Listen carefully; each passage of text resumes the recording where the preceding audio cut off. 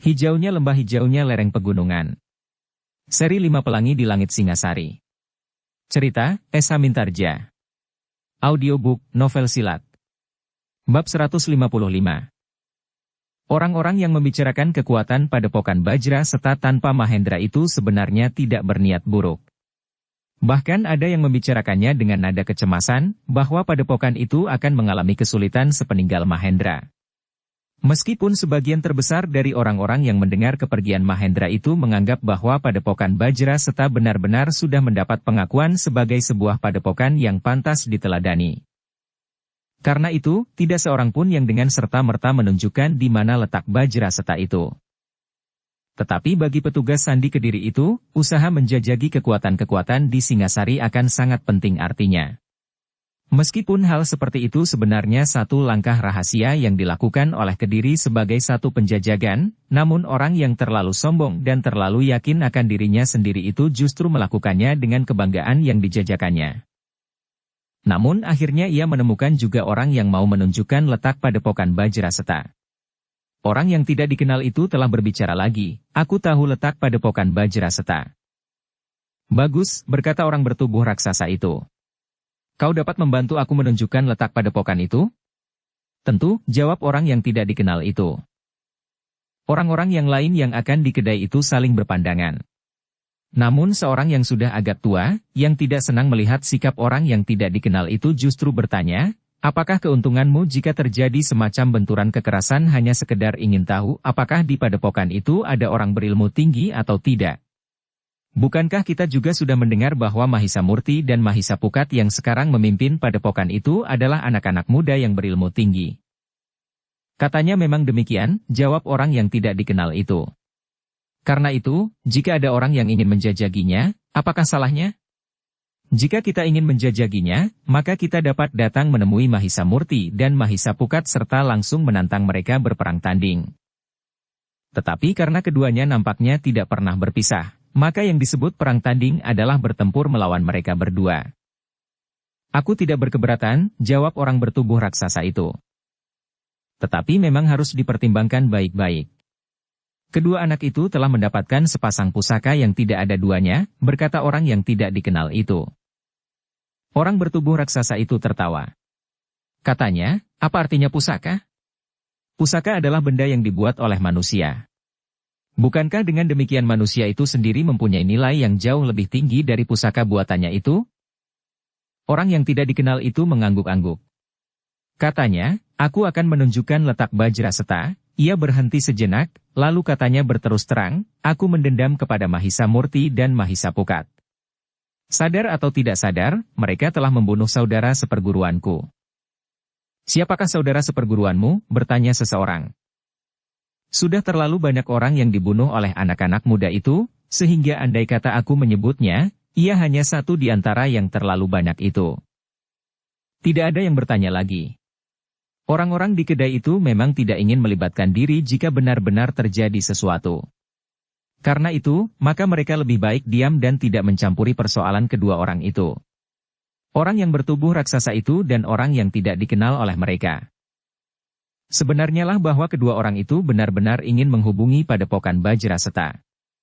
Orang yang dikenal sebagai prajurit Sandi dari Kediri itu memang berniat untuk menjajaki kemampuan pimpinan Padepokan Bajra Seta yang tertinggal, setelah Mahendra pergi ke Singasari. Orang-orang yang ada di kedai itu justru telah berharap agar keduanya cepat meninggalkan kedai itu. Padepokan Bajra Seta masih cukup jauh dari tempat itu.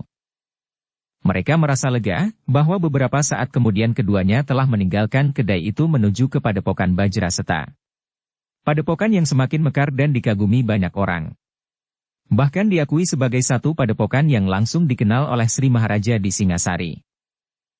Hari itu, orang yang bertubuh raksasa itu masih belum menghubungi orang-orang dari Padepokan Bajra Seta. Ia memang bermaksud memasuki padepokan itu di hari berikutnya. "Kau akan menjadi saksi," berkata orang bertubuh raksasa itu. "Baik," jawab orang yang tidak dikenalnya itu. "Jika kau berhasil mengalahkan kedua orang anak muda yang memimpin padepokan itu, maka aku akan merasa bahwa dendamku telah terbalas. Aku harap kau akan bertanding sampai tuntas. Aku tidak pernah bertanding seperti anak-anak main binten.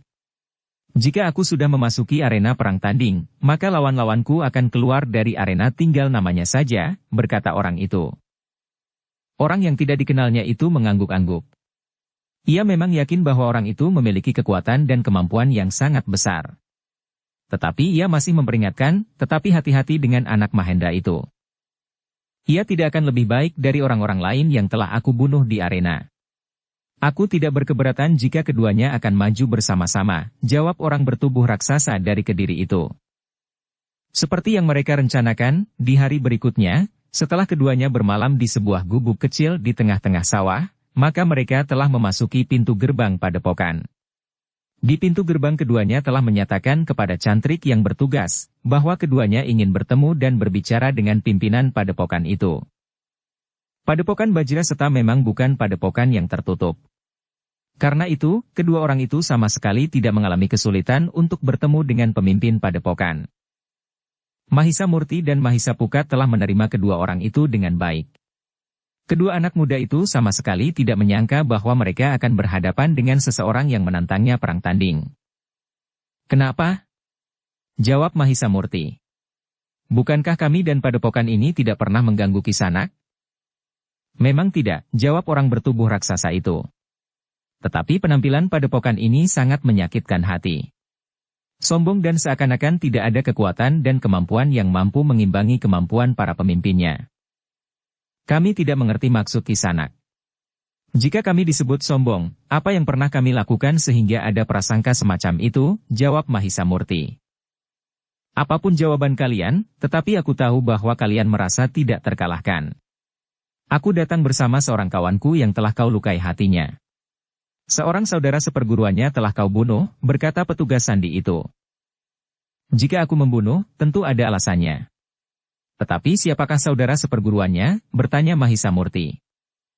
Kau tidak akan ingat siapa saudara seperguruanku itu, jawab orang yang tidak dikenal itu.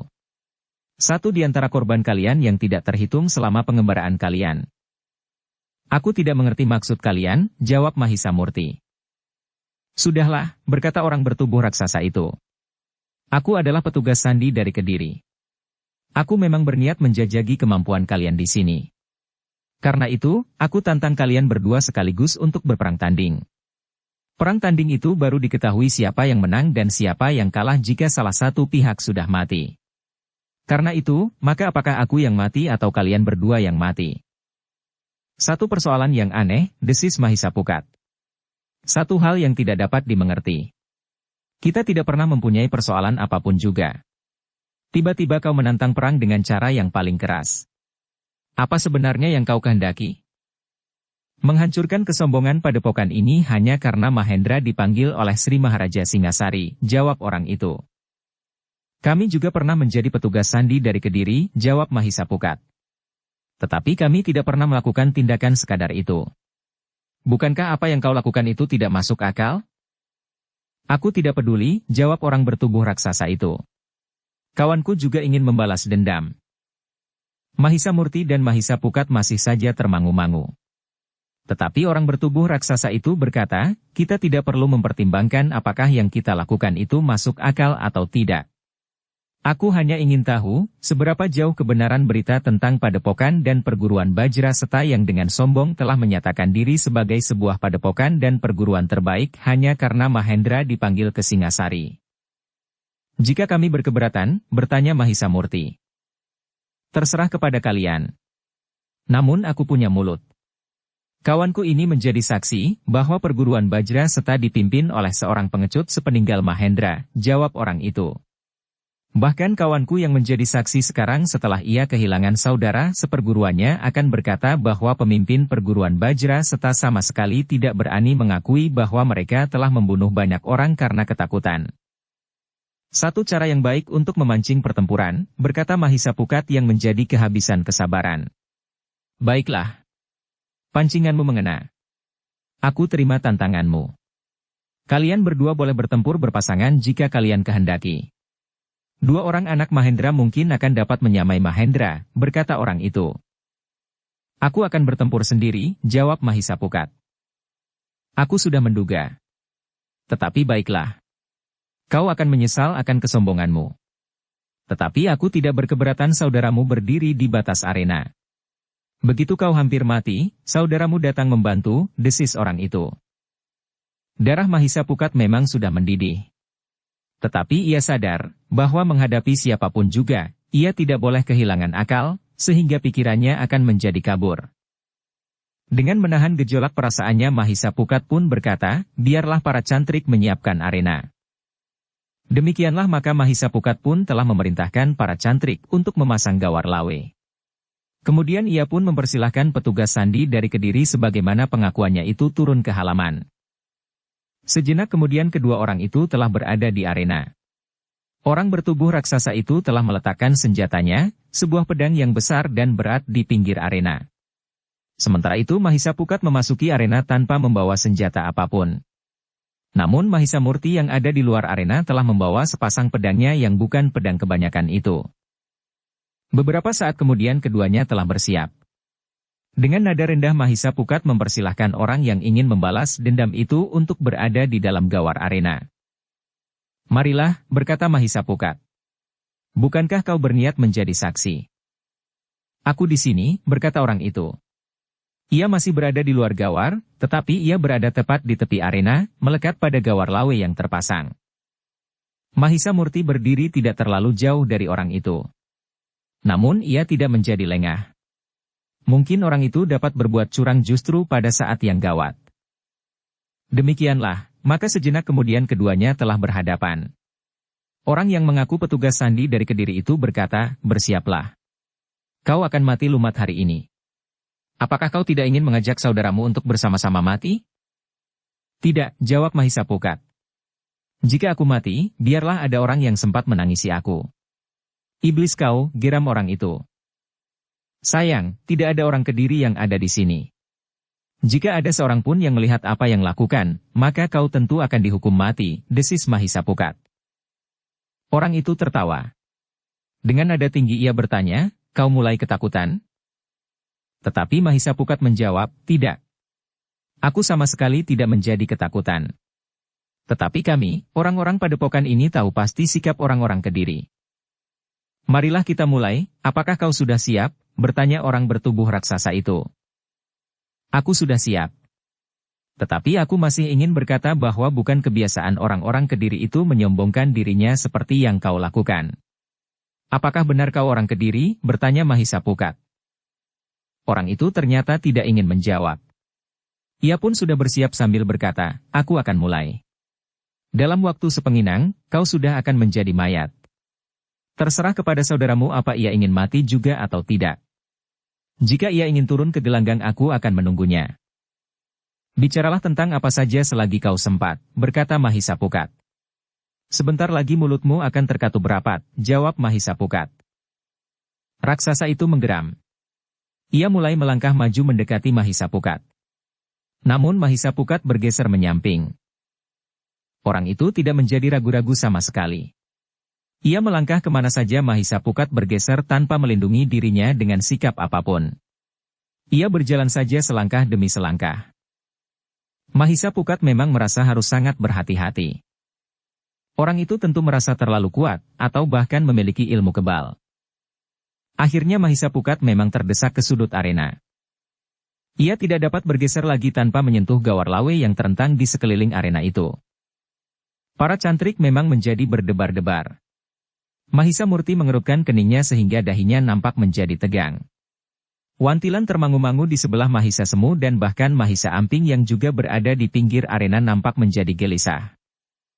Ketika orang itu masih juga mendesak maju, maka Mahisa Pukat tidak berniat untuk bergeser lagi. Dengan sigapnya ia pun telah meloncat menyerang orang itu dengan kakinya tepat mengenai dadanya. Orang itu memang tidak menghindar sama sekali. Juga tidak menangkis.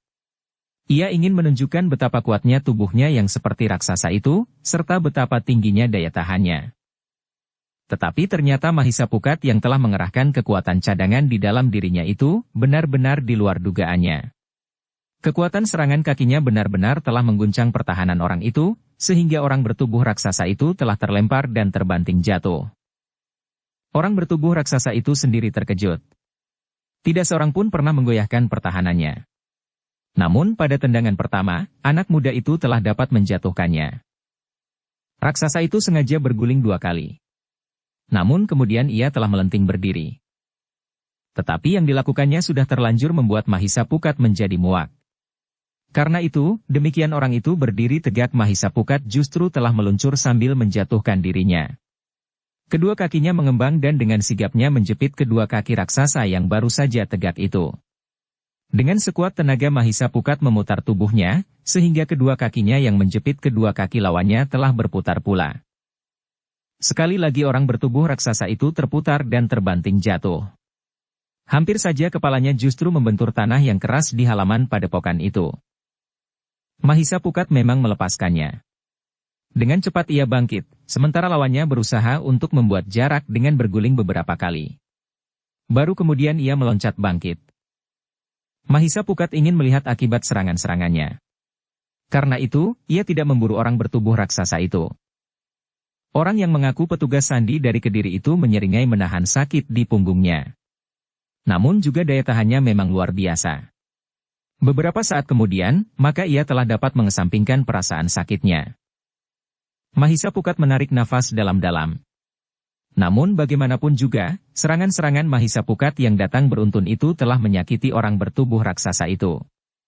Meskipun orang itu mampu mengesampingkannya, namun jika tubuhnya yang kesakitan itu tersentuh serangan lagi, maka perasaan sakitnya tentu akan terasa kembali. Sejenak kemudian, orang yang mengaku petugas sandi dari Kediri itu pun menggeram, ternyata kau mempunyai kemampuan yang cukup, anak muda. Tetapi bagaimanapun juga, kau akan mati di arena ini. Justru karena kau sudah menyakiti aku, maka kematianmu akan menjadi lebih cepat. Mahisa Pukat justru tidak menghiraukannya. Ia memanfaatkan kesempatan itu. Ketika raksasa itu seakan-akan baru mengigau, maka Mahisa Pukat telah meloncat dengan cepatnya. Tangannya pun telah terjulur lurus mengarah ke dada. Orang itu memang terkejut. Dengan cepat ia bergeser ke samping. Namun Mahisa Pukat telah memperhitungkannya. Ia justru berputar satu lingkaran penuh.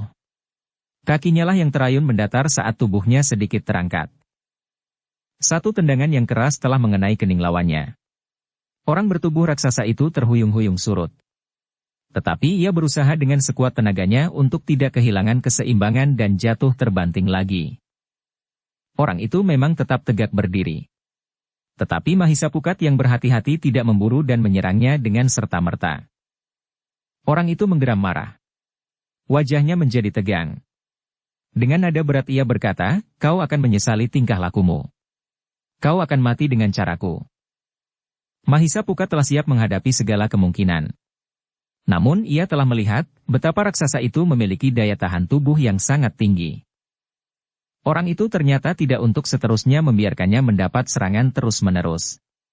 Namun di pertempuran selanjutnya, raksasa itu pun telah menyerang pula. Betapapun tinggi daya tahan orang itu, tetapi dadanya sekali-sekali terasa sesak, sementara kepalanya menjadi pening.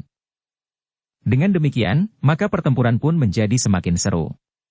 Kedua belah pihak telah semakin meningkatkan ilmu mereka sehingga serangan telah disambut dengan serangan. Orang bertubuh raksasa itu benar-benar menjadi sangat garang ketika beberapa kali lagi ia masih juga dikenai serangan Mahisa Pukat. Namun ketika sekali ia mengenai Mahisa Pukat di pundaknya dengan tangannya, maka rasa-rasanya tulang-tulang anak muda itu telah berpatahan. Mahisa Pukatlah yang harus meloncat mengambil jarak. Untunglah bahwa Mahisa Pukat pun memiliki daya tahan yang sangat tinggi. Beberapa saat kemudian, perlahan-lahan perasaan sakit itu dapat dikuasainya dan bahkan diabaikannya. Tetapi dengan demikian maka Mahisa Pukat harus menjadi lebih berhati-hati. Sementara itu, orang bertubuh raksasa itu melangkah satu-satu mendekati Mahisa Pukat. Sikapnya sebagaimana dilakukannya saat mereka mulai bertempur. Orang itu menduga bahwa Mahisa Pukat tidak lagi berbahaya setelah pundaknya tersentuh tangannya. Tetapi tulang-tulang Mahisa Pukat tidak benar-benar berpatahan. Sejenak kemudian, Mahisa Pukat telah siap menghadapi lawannya yang garang itu. Karena itu, ketika lawannya menjadi semakin dekat, maka Mahisa Pukat telah membuka serangan. Dikerahkannya segenap kekuatan yang dibangun pada landasan tenaga cadangan di dalam dirinya. Dengan hentakan yang sangat kuat, kaki Mahisa Pukat telah terjulur lurus mengarah ke lambung. Orang yang bertubuh raksasa itu sama sekali tidak menghindar dan tidak pula menangkis serangan itu. Tetapi sekilas Mahisa Pukat melihat satu ungkapan kemampuan yang tersimpan di dalam diri lawannya itu. Sebenarnya lah ketika kaki Mahisa Pukat mengenai lambung lawannya, ia memang melihat lawannya itu menahan sakit. Namun hanya sekejap. Kemudian perasaan sakit itu bagaikan lenyap begitu saja dari wajahnya. Mahisa Pukat termangu-mangu sejenak. Orang bertubuh raksasa itu masih saja melangkah mendekat, sementara Mahisa Pukat justru bergeser surut. Kesombonganmu telah membunuhmu anak muda, geram orang bertubuh raksasa itu. Mahisa Murti termangu-mangu melihat sikap Mahisa Pukat. Sementara itu Wantilan, Mahisa Semu dan Mahisa Amping menjadi gelisah. Demikian pula para cantrik yang menyaksikan pertempuran itu. Ketika Mahisa Murti berpaling ke arah orang yang mengaku kawan petugas sandi dari Kediri itu, serta yang merasa mendendam karena saudara seperguruannya terbunuh, nampak betapa wajah orang itu menjadi sangat senang. Sejenak kemudian, pertempuran pun berlangsung kembali dengan cepat. Beberapa kali Mahisa Pukat sempat mengenai lawannya, tetapi lawannya seakan-akan memang menjadi kebal. Bahkan ketika Mahisa Pukat lengah sesaat, tangan orang bertubuh raksasa itu tepat mengenai dadanya. Mahisa Pukat seakan-akan telah terlempar beberapa langkah surut dan jatuh menimpa Gawar Lawe yang mengelilingi arena di antara para cantrik yang melingkari arena itu. Tetapi Mahisa Pukat masih dapat bangkit dengan cepat. Dadanya memang terasa sesak. Seakan-akan nafasnya tersumbat di kerongkongan. Beberapa saat ia berdiri tegak. Dengan beberapa tarikan nafas serta pengeterapan tingkat tertinggi daya tahannya, maka nafasnya seakan-akan telah menjadi pulih kembali. Namun pertempuran itu memang telah mencemaskan para cantrik padepokan Bajraseta itu. Ketika orang yang mengaku petugas sandi dari Kediri dan bertubuh raksasa itu melangkah mendekatinya lagi, Mahisa Pukat telah mempersiapkan dirinya untuk bertempur kembali. Tetapi kekuatan orang itu memang tidak dapat diimbangi oleh Mahisa Pukat meskipun ia telah membangunkan tenaga cadangan di dalam dirinya. Bahkan sekali lagi Mahisa Pukat telah terlempar jatuh. Ia tidak lagi dapat menyembunyikan perasaan sakit di punggungnya. Karena itulah, maka Mahisa Pukat tidak ingin membiarkan dirinya dihancurkan oleh orang bertubuh raksasa itu. Beberapa saat Mahisa Pukat membuat pertimbangan. Apakah ia akan menghisap tenaga lawannya itu, atau sekaligus menghancurkannya dengan ilmu yang diwarisinya dari ayahnya, Bajrageni? Tetapi Mahisa Pukat masih menghormati jabatan orang itu, sehingga ia memang tidak ingin membunuhnya. Ia ingin orang itu tetap hidup, tetapi mau tidak mau harus mengakui kelebihannya. Jika hal itu dibawanya dan disampaikannya kepada orang-orang Kediri, maka Kediri harus menilai kembali rencana-rencananya meskipun Mahisa Pukat tahu bahwa sikap bermusuhan dari Kediri itu hanya dikendalikan oleh beberapa orang saja. Karena itu, maka Mahisa Pukat telah mengeterapkan ilmunya yang tidak dengan serta-merta menghentikan perlawanan lawannya, meskipun ia tidak segera yakin akan dapat menghentikan perlawanannya. Dengan demikian, maka pertempuran itu pun telah berlangsung selanjutnya. Semakin sengit. Mahisa Pukat berusaha untuk bergerak semakin cepat. Beberapa kali ia mampu mengenai tubuh lawannya meskipun hanya sekedar menyentuhnya. Tetapi ketika ia membentur serangan lawannya, maka Mahisa Pukat telah terlempar sekali lagi sampai keluar gawar. Namun Mahisa Pukat masih juga bangkit dan memasuki kembali arena pertempuran itu. Dengan demikian, maka pertempuran itu pun berlangsung lagi dengan sengitnya. Namun orang bertubuh raksasa itu sempat menjadi heran melihat ketahanan tubuh anak muda itu. Beberapa kali ia telah terlempar sampai keluar gawar tali lawe. Namun ia masih juga bangkit dan bertempur lagi. Dengan demikian maka orang bertubuh raksasa itu tidak mau menyia-nyiakan waktu. Ia pun ingin dengan cepat mengalahkan lawannya sehingga kemenangannya akan menjadi lebih berarti. Karena itu, maka ia pun telah mengerahkan ilmunya pula. Ilmu yang sudah jarang ada duanya. Demikian ilmu itu mulai diterapkan, maka Mahisa Pukat mulai merasakan kelainan pada tubuh lawannya. Kulit dan dagingnya menjadi semakin lama semakin keras. Bahkan menjadi seperti batu padas. Setiap kali ia berhasil mengenai tubuh lawannya, maka tulang-tulangnya sendirilah yang serasa akan berpatahan. Orang bertubuh raksasa itu semakin lama semakin mendesak Mahisa Pukat yang menjadi gelisah. Ia mulai ragu-ragu apakah ilmunya mampu menembus pertahanan lawannya dan menghisap kekuatan dan kemampuan ilmunya. Bahkan untuk beberapa lama lawannya justru menjadi semakin lama semakin keras. Bukan saja seperti batu padas, tetapi kemudian menjadi seperti batu hitam. Orang itu semakin membiarkan dirinya terbuka. Ia tidak pernah berusaha menghindar atau menangkis serangan Mahisapukat. Ilmunya memang berbeda dengan ilmu kebal. Tetapi kekerasan tubuhnya telah melindunginya sebagaimana ilmu kebal. Ilmu yang jarang ada bandingnya, desis Mahisapukat di dalam hatinya. Tetapi Mahisapukat merasa bahwa ia pernah bertempur dengan ilmu semacam itu. Pada saat-saat ia semakin terdesak, maka Mahisapukat telah merencanakan untuk mempergunakan ilmunya yang diharapkannya akan dapat menyelesaikan lawannya. Namun bagaimanapun juga Mahisapukat justru menjadi ragu. Apakah ilmu Bajra Geninya akan mampu mengoyak kekerasan tubuh orang itu yang seakan-akan telah berubah menjadi batu hitam itu? Namun dalam keraguan-raguan itu, Mahisapukat masih tetap mempergunakan ilmunya untuk menghisap tenaga lawannya yang tubuhnya telah mengeras. Tetapi orang itu masih saja tidak menghiraukan serangan-serangan Mahisapukat. Beberapa kali Mahisapukat dapat mengenai tubuh orang itu. Tetapi seperti yang terdahulu, tulang-tulangnya sendirilah yang menjadi sakit. Dalam keadaan yang demikian, maka Mahisapukat mencoba untuk semakin sering menyentuh lawannya. Sekali ia mencoba menggenggam pergelaran tangan lawannya, menariknya dan membantingnya. Tetapi ia tidak berhasil. Bahkan tangan yang lain dari raksasa itu telah menangkap pundak Mahisapukat. Dengan kekuatan raksasa Mahisapukat telah diputarnya dan sebelum Mahisapukat sempat menghindar, kedua tangan raksasa itu telah mengimpitnya melekat ke dadanya. Mahisapukat meronta. Tetapi orang itu memang terlalu kuat. Himpitan batu hitam itu terasa semakin keras menjepit tubuhnya, sehingga nafasnya terasa semakin lama semakin sesak. Tulang-tulangnya gemeretak seakan-akan telah diremukan oleh himpitan batu hitam itu. Mahisamurti yang melihat hal itu hampir saja tidak dapat menguasai diri. Hampir saja ia telah meloncat memasuki arena. Demikian pula Wantilan, Mahisa Semu dan bahkan Mahisa Amping dan para cantrik. Sementara itu, orang yang mengaku mendendam kepada Mahisamurti dan Mahisapukat itu pun menjadi sangat tegang. Mahisapukat sendiri memang tidak akan mampu melepaskan diri dari himpitan kekuatan itu. Ia pun tidak sempat melepaskan kekuatan ilmu Bajra Geni karena tubuhnya yang justru telah terhimpit itu. Satu-satunya ilmu yang masih diterapkannya adalah ilmunya untuk menghisap kekuatan lawannya. Tetapi Mahisapukat merasa seakan-akan sesaat lagi tubuhnya telah akan diremukan oleh orang bertubuh raksasa itu. Sekilas Mahisapukat memang agak menyesal, kenapa ia tidak menghancurkan orang itu dengan ilmu Bajra Geni. Baik yang langsung dibenturkan ke tubuhnya atau dengan kekuatan ilmu yang dapat melontarkan kekuatan ilmunya itu dari jarak yang cukup sehingga orang itu tidak dapat menggapainya. Pada saat ia masih berusaha untuk tidak membunuh, ternyata tubuhnya sendiri telah hampir diremukannya. Namun pada saat-saat terakhir, di mana Mahisapukat masih sempat memandang saudaranya sekilas, serta melihat wajah yang cemas itu, himpitan batu hitam itu justru mulai mengendor. Dalam keadaan yang gawat itu ternyata Mahisapukat masih mampu berpikir menghentakkan satu-satunya ilmu yang masih dapat dipergunakannya itu.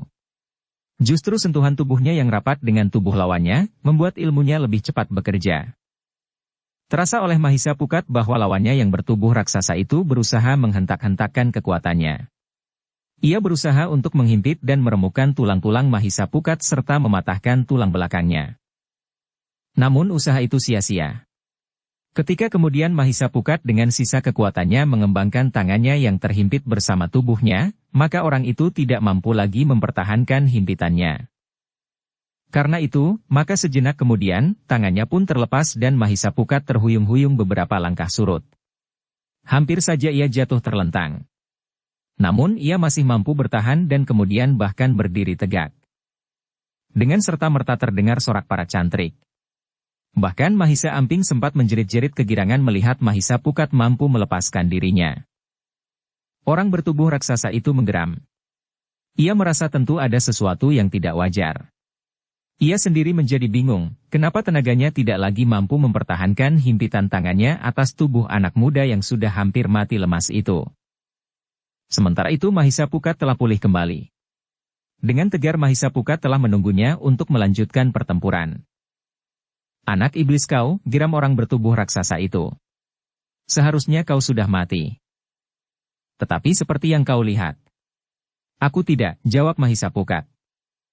Orang yang mengaku sandi dari Kediri itu menggeram. Namun ia pun telah melangkah maju mendekati Mahisa dengan geram ia telah bersiap untuk mencengkam Mahisapukat dan meremasnya menjadi debu. Mahisapukat termangu-mangu sejenak. Ia tahu bahwa kekuatan orang itu sudah tidak memadai lagi. Karena itu, maka ia pun telah membuat perhitungan yang mapan. Ia sama sekali tidak menghindar ketika raksasa itu menerkamnya. Ia memperhitungkan bahwa sentuhan tangan raksasa itu dengan tubuhnya akan sangat menguntungkan ilmunya. Karena Mahisapukat tidak menghindar, maka kedua telapak tangan orang itu dengan serta-merta telah menggapai lehernya. Mahisapukat sudah memperhitungkan bahwa serangan orang itu tentu ke arah bagian tubuhnya yang dianggapnya lemah. Namun ia sudah siap untuk melawannya. Tenaganya tidak akan mampu untuk mencekiknya dalam arti yang sesungguhnya. Ketika kedua tangan orang itu mencengkam leher Mahisapukat, maka Mahisapukat telah menangkap pergelangan tangannya. Dengan perhitungan yang matang dihentakkannya ilmunya sekali lagi menghisap kekuatan dan kemampuan lawannya. Tubuh yang semula menjadi sekeras batu itu benar-benar telah kehilangan kekuatannya. Sebenarnya Mahisapukat dengan mudah dapat mengibaskan kedua tangan orang itu dari lehernya, tetapi ia masih membiarkannya sehingga tubuh itu menjadi benar-benar lemah dan tidak bertenaga. Karena itu, maka demikian Mahisapukat melangkah surut, maka orang itu tidak lagi mampu menahan berat badannya sendiri, sehingga ia terjerembab jatuh. Sekali lagi terdengar orang-orang yang berdiri di pinggir arena bersorak. Demikian kerasnya sehingga langit bagaikan akan runtuh. Dengan sudah payah orang itu memang bangkit berdiri. Namun tubuhnya seakan-akan sudah tidak bertenaga lagi. Kau memang anak iblis, geram orang itu. Menyerahlah, desis Mahisapukat. Setan, aku bunuh kau, orang itu mencoba berteriak. Mahisapukat termangu-mangu sejenak. Tetapi seperti yang selalu ia katakan kepada para cantrik bahwa tidak sepantasnya membunuh orang yang sudah tidak berdaya sama sekali itu. Betapapun kemarahan mendidih di dadanya, namun Mahisapukat memang tidak ingin membunuhnya. Apalagi sejak semula ia tidak ingin membunuh seorang prajurit sandi dari Kediri. Karena itu, ketika orang itu masih mempunyai tenaga tersisa di dalam tubuhnya, maka Mahisapukat berkata kepada kawan orang bertubuh raksasa itu, bawa kawanmu pergi sebelum aku berubah pikiran. Dengan mudah aku dapat membunuhnya. Tetapi aku tidak ingin melakukannya. Kenapa tidak kau lakukan itu? Bertanya kawannya. Orang atau keduanya ditantang untuk berkelahi. Aku bukan pembunuh orang-orang yang tidak berdaya, jawab Mahisapukat.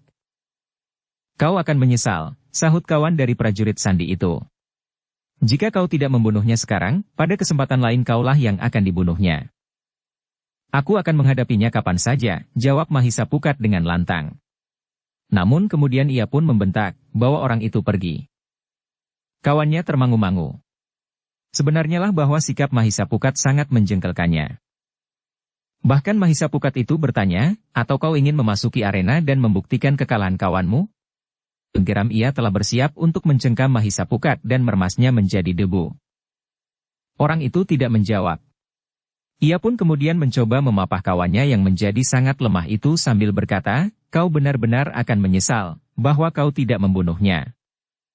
Diamlah, geram Mahisapukat. Atau kau yang harus aku bunuh sekarang selagi kau masih mampu melakukan perlawanan? Orang itu melihat wajah Mahisapukat membara. Namun ia masih menjawab, baiklah. Aku pergi sekarang. Aku akan membawanya. Tetapi ingat kata-kataku. Kami akan kembali dan membunuh kalian berdua. Mahisapukat tidak menjawab. Tetapi ia masih saja berusaha untuk tidak kehilangan akal. Karena itu, Mahisapukat itu hanya menggeram saja ketika ia melihat orang yang mendendam padepokan itu karena saudara seperguruannya terbunuh melangkah pergi sambil memapah orang bertubuh raksasa itu. Nampaknya tubuh raksasa itu memang terlalu berat baginya. Namun ia terpaksa memapahnya pergi.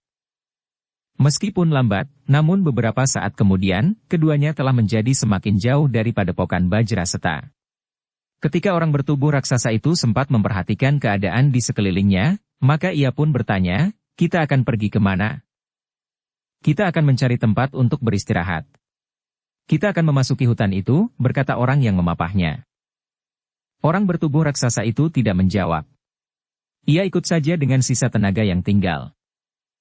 Beberapa saat kemudian, maka mereka pun telah memasuki hutan yang tidak terlalu luas. Namun hutan itu cukup buas. Masih banyak binatang buas berkeliaran di hutan itu. Sedangkan binatang-binatang yang lain pun berkeliaran di sepanjang rawa-rawa dan sebuah sungai yang mengalir di hutan itu. Bahkan di sungai dan rawa-rawa itu pun masih juga tinggal binatang pemakan daging yang garang. Buaya. Untuk beberapa saat keduanya beristirahat di sejuknya angin yang menyusup di sela-sela pepohonan hutan. Namun kemudian orang yang mengaku mendendam kepada anak-anak Mahendra itu berkata dengan suara gemetar, "Aku tidak mempunyai pilihan lain." Orang bertubuh raksasa itu terkejut. Ia melihat orang yang mendendam anak-anak Mahendra itu mencabut kerisnya. "Apa yang akan kau lakukan?" bertanya orang bertubuh raksasa itu. "Aku mendapat tugas untuk membunuhmu," jawab orang itu. "Kenapa?" "Dan siapa kau sebenarnya?" bertanya orang yang sudah tidak berdaya itu. "Sebenarnya aku tidak sampai hati melakukannya. Tetapi karena ini perintah, maka aku harus melakukannya," berkata orang itu pula. "Tetapi tunggu," minta orang bertubuh raksasa itu. "Apa sebabnya hal itu harus kau lakukan? Bukankah aku berhadapan dengan prajurit sandi dengan tanda sandinya lintang kemukus?" bertanya orang itu. "Ya," jawab orang bertubuh raksasa itu. "Kau telah terlalu banyak melakukan kesalahan. Kau tidak dapat lagi dipercaya. Sementara itu terlalu banyak pula yang sudah kau ketahui tentang tugas-tugas prajurit Sandi Kediri di daerah Singasari," berkata orang itu. "Aku tidak tahu yang kau maksud," desis orang bertubuh raksasa itu. "Kau telah melanggar sumpahmu sebagai prajurit Sandi. Kau telah dengan sengaja menyatakan dirimu sebagai prajurit Sandi Kediri. Kau telah dengan terbuka berusaha menjajaki tataran kemampuan orang-orang Singasari. Kau pernah membunuh 3 orang prajurit Singasari yang sedang meronda sekedar untuk menunjukkan bahwa kau adalah orang yang tidak terkalahkan, meskipun sesudah itu kau harus mencari daerah baru untuk melakukan tugas-tugasmu yang telah kau nodai sendiri. Di daerah yang baru kau telah melakukan kesalahan yang sama. Bahkan kau belum mendapat persetujuan dari pimpinanmu untuk bergerak di daerah yang baru itu. Karena itu, maka kau dianggap justru membahayakan kedudukan beberapa orang pangeran di Kediri yang memberikan tugas kepadamu. Karena mereka adalah orang-orang yang mempersiapkan diri untuk pada suatu saat bangkit melawan Singasari," berkata orang itu pula. "Siapa kau?" bertanya orang bertubuh raksasa itu. "Aku adalah seorang prajurit Sandi dengan pertanda tugasku yang tentu kau kenal," berkata orang itu sambil mengambil sebuah lencana dari kantong ikat pinggangnya. "Kecubung ungu," desis orang bertubuh raksasa itu, "jadi kaukah itu?" "Ya. Aku menerima tugas langsung dari pangeran yang menjadi panglima dari gerakan ini dengan gelar sandinya Pangeran Anom. Tidak seorang pun pernah mengenalnya kecuali aku. Dan aku pula lah yang membawa perintah mencarimu," berkata orang yang disebut Kecubung Ungu. "Kenapa kau dorong aku untuk bertempur melawan anak-anak Mahendra?" bertanya orang bertubuh raksasa itu. "Agar kau tenang di saat-saat terakhirmu, baiklah aku berterus terang. Aku mendapat perintah untuk membunuhmu. Tetapi aku merasa bahwa aku tidak akan mampu melakukannya. Karena itu aku hanya dapat membayangimu dan menjebakmu dengan sifat-sifat sombongmu sendiri agar kau dapat dibunuhnya. Anak-anak Mahendra adalah anak-anak muda yang berilmu sangat tinggi. Tetapi ternyata ia tidak mau membunuhmu dan membiarkan kau hidup. Tetapi kau sudah tidak berdaya, sehingga aku akan dapat membunuhmu," jawab Kecubung Ungu. "Setan kau," geram orang bertubuh raksasa itu. "Maaf Lintang Johar. Bukankah kau sudah beberapa lama menunggu dan mencari kesempatan untuk bertemu dan membunuh Kecubung Ungu? Tetapi kau ternyata terlalu dungu," desis orang itu. "Kau yang terlalu licik. Tetapi kau adalah pengecut yang paling besar," geram raksasa itu. Orang yang disebut Kecubung Ungu itu tersenyum. Katanya, "Aku memang harus licik. Aku menyadari bahwa ilmuku belum tentu akan dapat membunuhmu. Aku tahu kau memiliki kekebalan tubuh meskipun bentuknya agak lain dengan ilmu kebal. Karena itu, aku mencoba meminjam tangan Mahisa Murti atau Mahisa Pukat untuk membunuhmu. Selain aku tidak perlu memeras tenaga, maka tangannya pun tidak akan ternoda oleh darahmu. Tetapi anak-anak muda itu ternyata anak-anak keparat yang malas. Nah, bukankah kelicikanku ada juga gunanya? Kau harus berlaku jantan. Beri aku kesempatan beberapa saat sehingga kekuatanku tumbuh kembali," geram orang bertubuh raksasa itu. "Alangkah bodohnya aku," jawab Kecubung Ungu. Kau yang sudah terlalu lama menunggu kesempatan untuk membunuhku, tentu akan sangat berterima kasih jika aku memberimu waktu. Tidak Kisanak. Aku harus membunuhmu. Licik atau tidak licik? Aku dapat menyelesaikan tugasku. Kelicikan yang kau sebut-sebut sebenarnya adalah akal yang cerdik yang harus dimiliki setiap petugas sandi. Orang bertubuh raksasa yang bergelar Sandi Lintang Johar itu menggeram. Tetapi ia memang tidak mempunyai kesempatan untuk melawan kawannya yang mendapat perintah untuk membunuhnya, karena ia dianggap tidak berguna lagi. Selangkah demi selangkah orang itu mendekati Lintang Johar yang hanya dapat mengumpat-umpat. Namun tangannya seakan-akan tidak lagi mampu bergerak apalagi menangkis serangan orang yang akan membunuhnya itu. Namun dalam pada itu, ketika orang itu menjadi semakin dekat, terdengar suara dari balik pepohonan hutan, "Jadi, inikah sasaran akhir dendammu karena saudara seperguruanmu terbunuh?" Orang itu terkejut. Ketika ia berpaling, dilihatnya Mahisa Murti berdiri termangu-mangu. Beberapa langkah di sebelahnya, Mahisa Pukat bergeser mendekat. "Kalian memang keparat," geram orang itu. "Aku sependapat dengan orang yang kau sebut Lintang Johar itu," berkata Mahisa Murti. "Beri kesempatan kepadanya untuk memulihkan kekuatannya." Tetapi orang yang disebut dengan gelar Sandi Kecubung Ungu itu menggeram, "Aku akan membunuhnya, justru sebelum kekuatannya mulai tumbuh.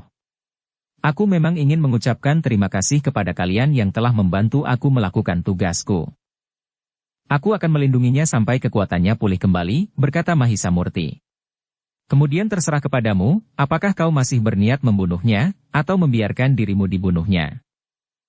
Tetapi orang itu menggeleng. Katanya, "Kau tidak akan dapat menghalangi aku. Jika kau merasa tidak dapat membunuhnya, sedangkan aku dapat mengalahkannya, apakah kau tidak dapat mengambil kesimpulan akibat dari perbenturan kekerasan di antara kita?" berkata Mahisa Pukat. "Mungkin. Tetapi aku memiliki kelebihan yang tidak dimiliki oleh orang itu. Aku tidak berkepentingan dengan kalian. Aku tidak mendapat perintah untuk membunuhmu," jawab orang itu. Lalu katanya pula, "Karena itu, aku tidak perlu menyombongkan diri untuk melawan kalian. Tetapi kami sudah bertekad untuk melindungi orang yang lemah itu," berkata Mahisa Pukat. "Aku akan membunuhnya," jawab orang itu.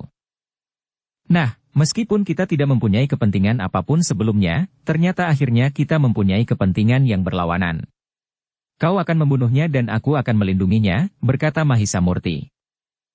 "Jika demikian apa boleh buat," jawab orang itu.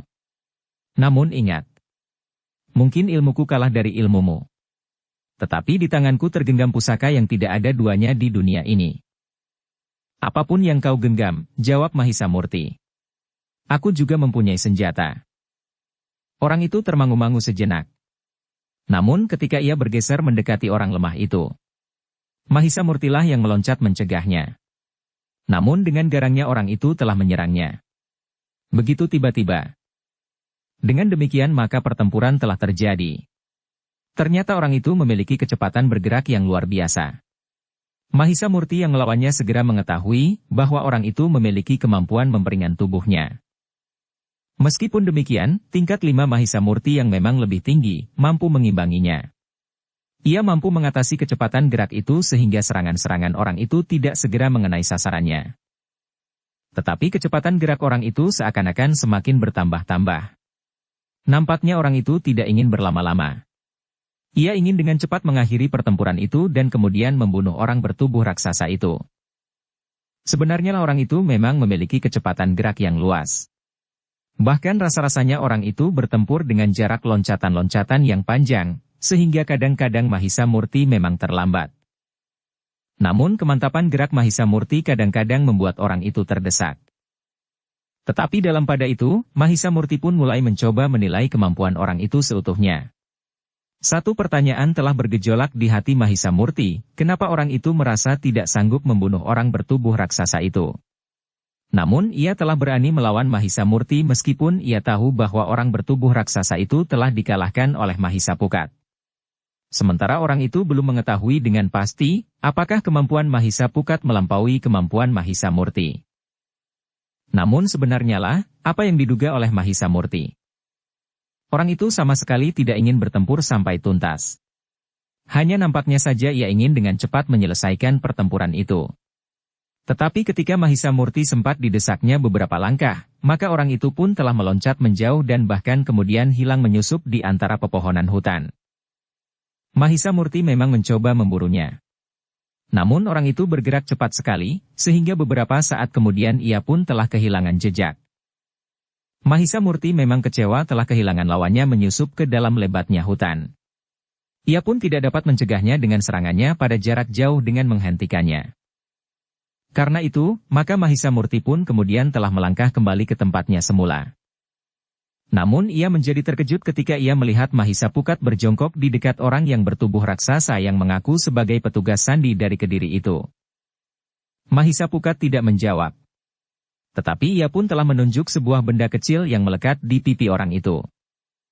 Ketika Mahisa Murti kemudian berjongkok pula di sisi orang itu, maka ia pun melihat bahwa benda kecil yang melekat di pipi orang itu adalah pasar kecil yang jarumnya tentu beracun keras sekali. Ia telah mati, desis Mahisa Murti. Mahisa Pukat mengangguk-angguk. Katanya. Begitu cepatnya ia melakukannya. Aku juga terlambat melihat. Orang itu memang sangat licik, berkata Mahisa Murti. Tetapi ia menganggapnya sebagai satu kecerdikan. Ternyata ia sama sekali tidak menyesali sebutan bahwa ia dianggap seorang yang licik, jawab Mahisa Pukat. Mahisa Murti mengangguk-angguk. Namun katanya, bagaimana dengan orang ini? Kita akan menguburkannya, sahut Mahisa Pukat. Namun mereka tidak mempunyai alat yang cukup baik untuk menggali tanah yang lembab di hutan itu kecuali sebilah pisau belati yang terselip di ikat pinggang raksasa itu. Karena itu, maka dengan lubang yang sempit dan dangkal, maka mayat itu pun kemudian telah ditimbun dengan batu-batu yang besar agar tidak menjadi sasaran binatang buas. Baru kemudian keduanya meninggalkan tempat itu dan kembali ke Padepokan. Mahisa Semu dan Mahisa Amping yang menyongsongnya segera bertanya tentang usaha mereka mengamati tingkah laku orang-orang yang baru saja meninggalkan Padepokan itu. Mahisa Murti sempat menceritakan dengan singkat. Namun katanya kemudian, aku akan ke Pakiwan. Ternyata Mahisa Murti dan Mahisa Pukat telah membersihkan diri mereka sebelum mereka memasuki bangunan induk Padepokan mereka. Namun dalam pada itu, usaha mereka mengamati kedua orang yang memang dianggap agak menarik perhatian itu telah memberikan sedikit gambaran tentang sikap Kediri. Setidaknya beberapa orang bangsawan di Kediri. Sebagaimana yang mereka ketahui sebelumnya, bahwa Kediri tidak pernah merasa pantas untuk berada di bawah kepemimpinan Singasari. Hampir di setiap masa pemerintahan di Kediri terjadi pergolakan. Beberapa orang di antara para pemimpin Kediri selalu berusaha untuk membuat persoalan dengan Singasari. Setidak-tidaknya mereka berusaha untuk menjajaki kekuatan Singasari. Apakah hal ini perlu dilaporkan? Bertanya Mahisa Pukat. Tanya kemudian. Aku akan ke Pakiwan. Tetapi Mahisa Murti menggeleng sambil berkata. Belum sekarang. Kita harus melihat perkembangan lebih luas. Jika kita laporkan sekarang, maka mungkin Singasari akan terlalu awal melakukan tindakan yang kurang sesuai dengan langkah-langkah yang telah diambil oleh Kediri. Mahisa Pukat mengangguk-angguk. Namun ia masih bertanya. Bagaimana jika hal ini kita sampaikan kepada ayah? Ayah sebagai apa? Bertanya Mahisa Murti. Ya. Kita sampai sekarang tidak mengetahui apa yang terjadi dengan ayah di Singasari, desis Mahisa Pukat. Kita akan mencari kesempatan yang paling baik untuk pergi ke Singasari. Kita memang perlu mengetahui apa yang terjadi atas ayah di Singasari, berkata Mahisa Murti. Tetapi sudah tentu kita harus mempertimbangkan segala kemungkinan yang dapat terjadi dengan Padepokan kita ini jika kita meninggalkannya. Mahisa Pukat mengangguk-angguk.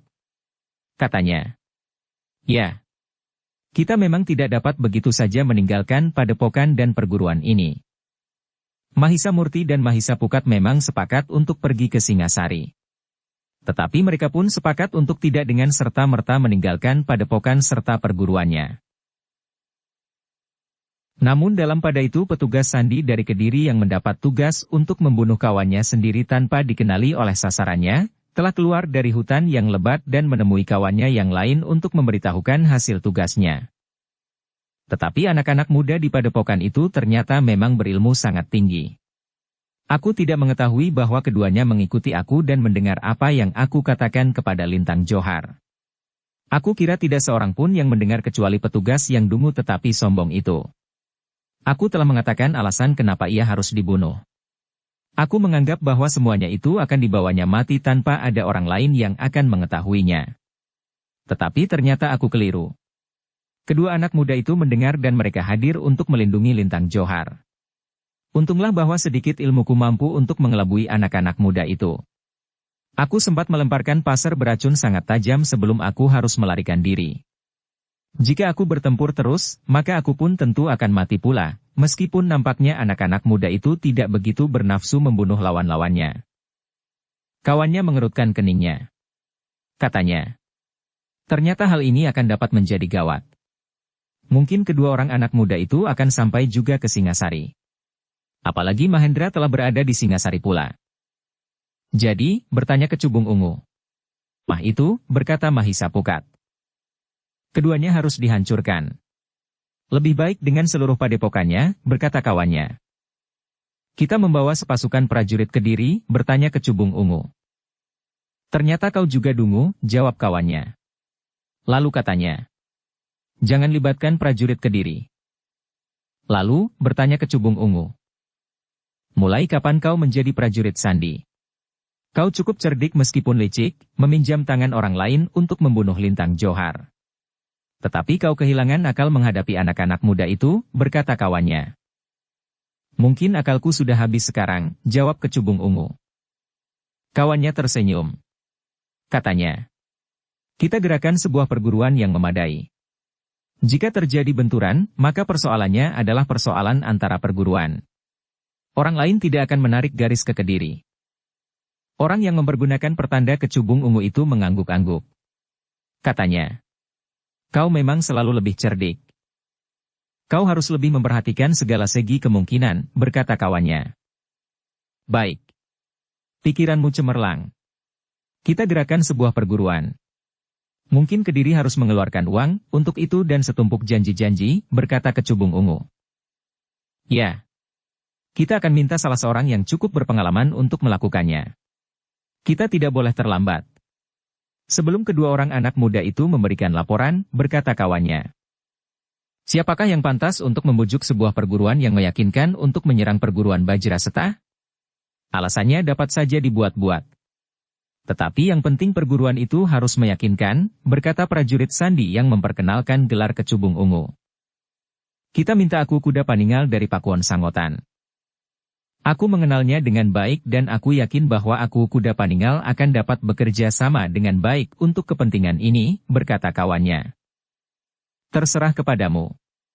Tetapi laporan tentang tugas-tugas Sandi itu harus dipotong sebelum kedua anak muda itu pergi ke Singasari, berkata kawannya. Seorang di antara kita harus mengawasi mereka, berkata Kecubung Ungu. Tentu bukan aku, karena aku telah dikenal bukan saja oleh kedua orang itu.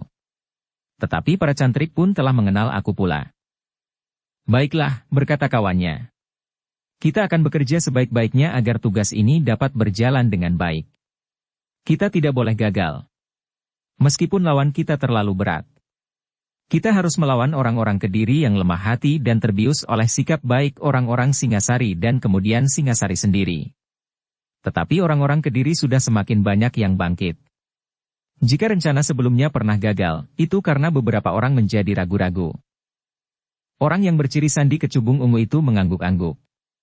Sementara kawannya berkata lebih lanjut. Aku akan mencari orang yang akan dapat mengawasi dengan baik padepokan dan perguruan Bajraseta. Sementara itu, kita akan mempersiapkan rencana yang besar itu.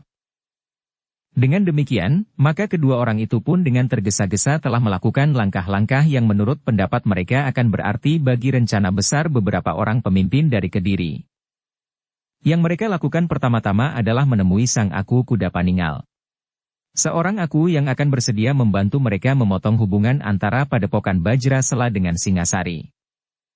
Namun sementara itu, dua orang prajurit Sandi yang lain telah mendapat perintah untuk mengamati keadaan Padepokan itu. Mereka ditugaskan untuk mengamati terutama kedua orang anak muda yang memimpin Padepokan Bajraseta.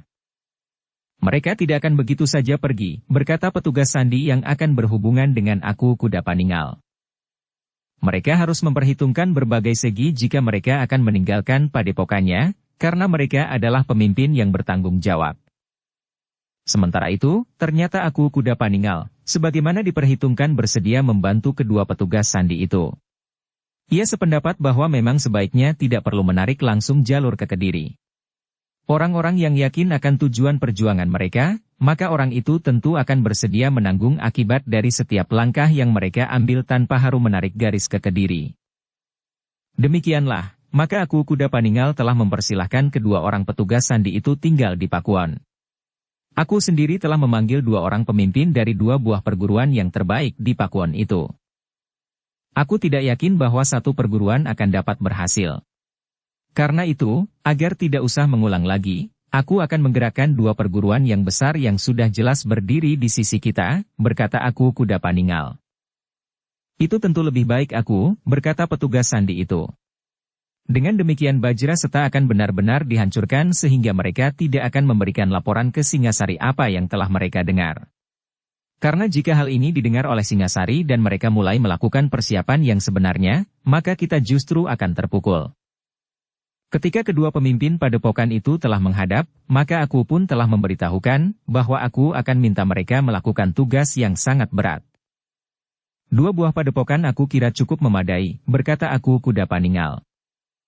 Empu Angin, salah seorang pemimpin dari kedua perguruan itu dengan serta-merta berkata, "Serahkan kepada perguruan kami. Kami akan menghancurkan padepokan itu dan menumpas segala isinya." Tetapi Empu Pitrang, pemimpin yang seorang lagi berkata lebih lantang, "Serahkan kepadaku.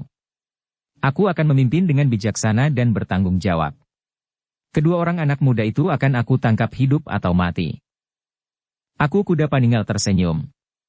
Katanya, "Aku memang menjadi bangga bahwa kalian menyatakan kesediaan kalian. Tetapi tentu saja hanya seorang di antara kalian yang akan memimpin. Serahkan kepadaku sang aku," berkata Empu Angin. "Aku tidak akan pernah melupakan kemampuanku," sahut Empu Pitrang dengan serta-merta. Ya, jawab aku Kuda Paninggal. "Aku akan memilih seorang di antara kalian. Bukan soal apa-apa. Aku yakin akan kemampuan kalian masing-masing. Kalian berilmu tinggi sehingga sulit untuk mengimbangi kemampuan masing-masing. Karena itu akan memilih kalian berdasarkan atas umur kalian. Empu Angin tentu lebih tua dari Empu Pitrang. Karena itu, maka aku minta Empu Angin akan memimpin tugas ini. Aku sama sekali tidak merendahkan Empu Pitrang. Tetapi seperti yang aku katakan, aku hanya mengingat umur kalian." Empu Pitrang mengangguk kecil. Katanya, "Apa boleh buat? Nah, kalian akan menjalankan tugas yang aku bebankan kepada kalian. Ingat, tugas ini adalah tugas negara. Karena itu, siapa yang tidak melakukannya dengan sungguh-sungguh, maka akibatnya akan tidak menyenangkan. Bersama kalian, aku akan mengirim sekelompok petugas sandi untuk mengamati apa yang terjadi dan akan selalu memberikan laporan kepadaku," berkata aku Kuda Paninggal. Kedua orang pemimpin padepokan itu mengangguk. Empu Angin dengan nada tinggi berkata, "Aku akan menjunjung segala tugas dengan sebaik-baiknya." "Nah," berkata aku Kuda Paninggal, "biarlah petugas sandi dari Kediri yang akan menyertai kalian memberikan sedikit gambaran tentang tugas kalian." Prajurit sandi yang bergelar Sandi Kecubung Ungu itu pun segera memberitahukan tentang medan yang akan mereka hadapi. Tentang perguruan Bajra Seta dan tentang para pemimpinnya yang sangat berwibawa dan berilmu tinggi. "Kau sengaja menakut-nakuti kami," berkata Empu Angin sambil tertawa. "Tidak," jawab Kecubung Ungu. "Atau merendahkan kami," sahut Empu Pitrang. "Juga tidak. Tetapi apakah kalian ingin aku mengatakan yang tidak sebenarnya, sehingga kalian tidak dapat menilai kekuatan yang sebenarnya akan kalian hadapi? Kepura-puraan seperti itulah yang sering menghancurkan kita sebelum kita mulai dengan satu tugas yang besar," sahut Kecubung Ungu. "Aku adalah seorang prajurit. Aku tahu bagaimana bersikap menghadapi kekuatan lawan." "Baiklah," berkata Empu Angin. "Kami berterima kasih atas keterangan yang kau berikan. Namun dalam pada itu, aku Kuda Paninggal telah bertanya kepada Empu Angin. Apakah petugas sandi itu sebaiknya menyertai kalian ke padepokan Bajra Seta?" Orang itu pernah langsung berada di dalam padepokan itu dan karena itu, ia mampu bercerita tentang isi dari padepokan itu. "Mungkin sebagai petunjuk jalan," berkata Empu Angin. Dengan kehadirannya, maka kami tidak perlu mencari-cari di mana letak padepokan Bajraseta. Baiklah, berkata Aku Kuda Paningal. Ia akan menyertaimu. Kau dapat berbicara tentang banyak hal dengan petugas sandi itu. Ia tahu benar garis-garis keinginan para pemimpin di Kediri. Meskipun aku juga pernah berbicara langsung dengan mereka, namun petugas sandi itu adalah pengemban perintah mereka langsung. Kami sama sekali tidak berkeberatan. Tetapi kami tidak mau dicampuri, cara yang akan kami ambil untuk menghancurkan padepokan itu, jawab Empu Angin. Aku Kuda Paningal mengangguk-angguk. Katanya kepada Kecubung Ungu. Kau mendengar langsung dari orang-orang yang akan memimpin pasukan menuju ke padepokan dan perguruan Bajraseta. Lakukan sebagaimana persetujuan kita kali ini. Demikianlah, maka kedua orang pemimpin padepokan itu telah mempersiapkan diri. Mempersiapkan orang-orangnya yang terpilih. Para cantrik di bawah pimpinan beberapa orang putut yang memiliki ilmu yang mencuat lebih tinggi dari para cantrik yang lain. Pada hari yang sudah ditentukan, 2 hari setelah perintah Aku jatuh, maka kedua pasukan itu pun telah berangkat dari Pakuan Sangotan. Petugas sandi dari Kediri yang mendapat gelar Sandi Kecubung Ungu itu telah menyertai mereka sebagai petunjuk jalan. Namun sebagaimana diminta oleh para pemimpin dari kedua padepokan yang terlibat, petugas sandi itu tidak boleh mencampuri kepemimpinan Empu Angin dan Empu Pitrang atas para putut dan cantrik mereka masing-masing. Perjalanan yang ditempuh oleh pasukan itu tidak satu perjalanan panjang. Mereka semula berusaha untuk tidak menimbulkan persoalan di perjalanan. Sehingga tidak ada berita yang akan menjalar mendahului pasukan itu sampai ke padepokan. Namun Empu Angin pun berkata, apa salahnya jika mereka tahu bahwa kita akan datang? Biarlah mereka bersiap dan berbenah diri. Namun mereka akan segera kami hancurkan. Bukankah menurut Kecubung Ungu jumlah kita cukup besar dan menurut perkiraannya lebih banyak dari orang-orang Bajraseta? Apakah mereka tidak akan sempat minta bantuan kepada Singasari, misalnya, bertanya seorang putut. Tentu tidak. Jaraknya terlalu jauh. Untuk mendapat bantuan dari Singasari diperlukan waktu lebih dari 2 hari. Seandainya seorang cantrik berkuda berangkat ke Singasari, maka prajurit berkuda Singasari akan datang setelah padepokan itu menjadi karang abang. Aku memang ingin membakar seluruh padepokan itu dan memusnahkan segala isinya, jawab Empu Angin. Pututnya mengerutkan keningnya. Wajahnya membayangkan keraguan-raguan. Namun Empu Angin berkata, persoalannya adalah persoalan yang cukup gawat. Jika persoalannya hanya menyangkut padepokan kita dengan padepokan Bajraseta saja, maka aku tidak akan sampai sejauh itu. Tetapi persoalannya adalah persoalan yang sangat gawat karena taruhannya adalah Kediri dengan isinya. Putut itu mengangguk-angguk. Tetapi ia tidak bertanya lebih lanjut. Demikian perjalanan mereka pun semakin lama menjadi semakin mendekati padepokan Bajraseta. Seperti yang dikatakan oleh Empu Angin, mereka sama sekali tidak perlu cemas bahwa orang-orang Bajraseta akan mengetahui kedatangan mereka. Mereka itu, maka tanpa ragu-ragu, pasukan yang datang dari 2 padepokan itu pun telah membuat perkemahan untuk bermalam di tempat yang terbuka. Mereka sama sekali tidak berusaha mencari tempat yang terlindung atau tidak banyak dilihat orang. Mereka tidak tahu siapa kita dan seandainya tahu pun, kita tidak berkeberatan, berkata Empu Angin. Besok kita akan meneruskan perjalanan. Kita sudah tidak terlalu jauh lagi.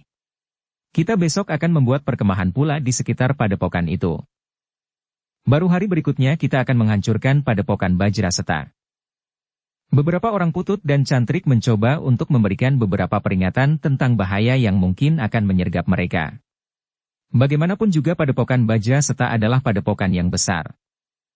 Tetapi Empu Angin dan Empu Pitrang menjadi terlalu yakin akan diri mereka sendiri, sehingga mereka agak mengesampingkan bahaya sebagaimana dikatakan oleh putut dan cantrik itu. Menyenangkan sekali untuk memberi kesempatan kepada para penghuni padepokan Bajraseta untuk menjadi cemas dan ketakutan, berkata Empu Angin. Kehadiran sebuah pasukan yang besar memang telah menarik perhatian orang-orang padukuhan. Karena itu, maka beberapa orang anak muda telah berusaha untuk melihat sendiri perkemahan itu, meskipun dari kejauhan. Sebenarnya lah mereka melihat satu daerah yang luas yang diperuntukkan bagi perkemahan itu. Di beberapa tempat nampak beberapa orang berkerumun sambil membuat perapian. Satu pasukan yang besar, berkata seorang anak muda kepada kawannya, yang bersama-sama melihat perkemahan itu dari sebuah bukit kecil tidak terlalu jauh dari padukuhan mereka. Apakah mereka mendendam kepada orang-orang yang telah membuat padukuhan baru itu sebagaimana yang terjadi beberapa saat yang lalu, desis kawannya. Mungkin. Tetapi pasukan itu terlalu besar. Jika padukuhan itu tidak minta bantuan Padepokan Bajraseta, maka padukuhan itu tidak akan mampu bertahan, berkata anak muda yang pertama. Tetapi beberapa waktu yang lalu, mereka mampu mengusir orang-orang yang menyerang padukuhan itu, sahut yang lain. Pasukan yang datang saat itu tidak sebesar sekarang ini. Lihat, berapa kelompok di antara mereka membuat perapian. Yang lain berserakan di mana-mana, berkata anak muda yang pertama. Jadi, apa yang sebaiknya kita lakukan, bertanya kawannya. Kita sampaikan hal ini kepada orang-orang di padukuhan baru itu dan sekaligus ke Padepokan, jawab anak muda yang pertama. Demikianlah, bersama-sama dengan beberapa orang anak muda yang lain mereka telah pergi ke padukuhan baru yang dihuni oleh orang-orang yang semula merupakan tawanan di Padepokan Bajraseta, namun yang benar-benar telah menyadari kesesatan jalan hidup mereka dan berusaha untuk meniti jalan kembali. Bahkan di sepanjang perjalanan, mereka telah memberitahukan kepada padukuhan-padukuhan yang mereka lewati. Beberapa padukuhan ternyata telah menaruh perhatian yang sangat besar terhadap peristiwa itu. Apalagi padukuhan-padukuhan yang telah mengirimkan anak-anak mudanya untuk belajar ke Padepokan Bajraseta. Tetapi agaknya persoalannya masih belum jelas, sehingga mereka tidak segera mengambil langkah-langkah tertentu. Seorang yang berpengaruh atas anak-anak muda di padukuhannya berkata, "Kita tidak dapat berbuat apa-apa malam ini. Besok pagi-pagi kita akan pergi ke Padepokan." Namun dalam pada itu, beberapa anak muda telah menempuh perjalanan di malam hari. Mereka telah mendatangi padukuhan baru yang beberapa saat sebelumnya telah membuat serangan dari orang-orang yang mendendam. Mungkin mereka yang terusir dari pertempuran saat itu datang lagi membawa kawan-kawan mereka, berkata anak muda itu kepada orang-orang padukuhan baru itu. Orang yang dianggap pemimpin dari padukuhan baru itu menarik nafas dalam-dalam. Katanya, "Kenapa mereka masih saja mengganggu kami di sini? Sebenarnya kami dapat menempuh jalan kita masing-masing. Kami tidak pernah mengganggu mereka, hendaknya mereka juga tidak mengganggu kami."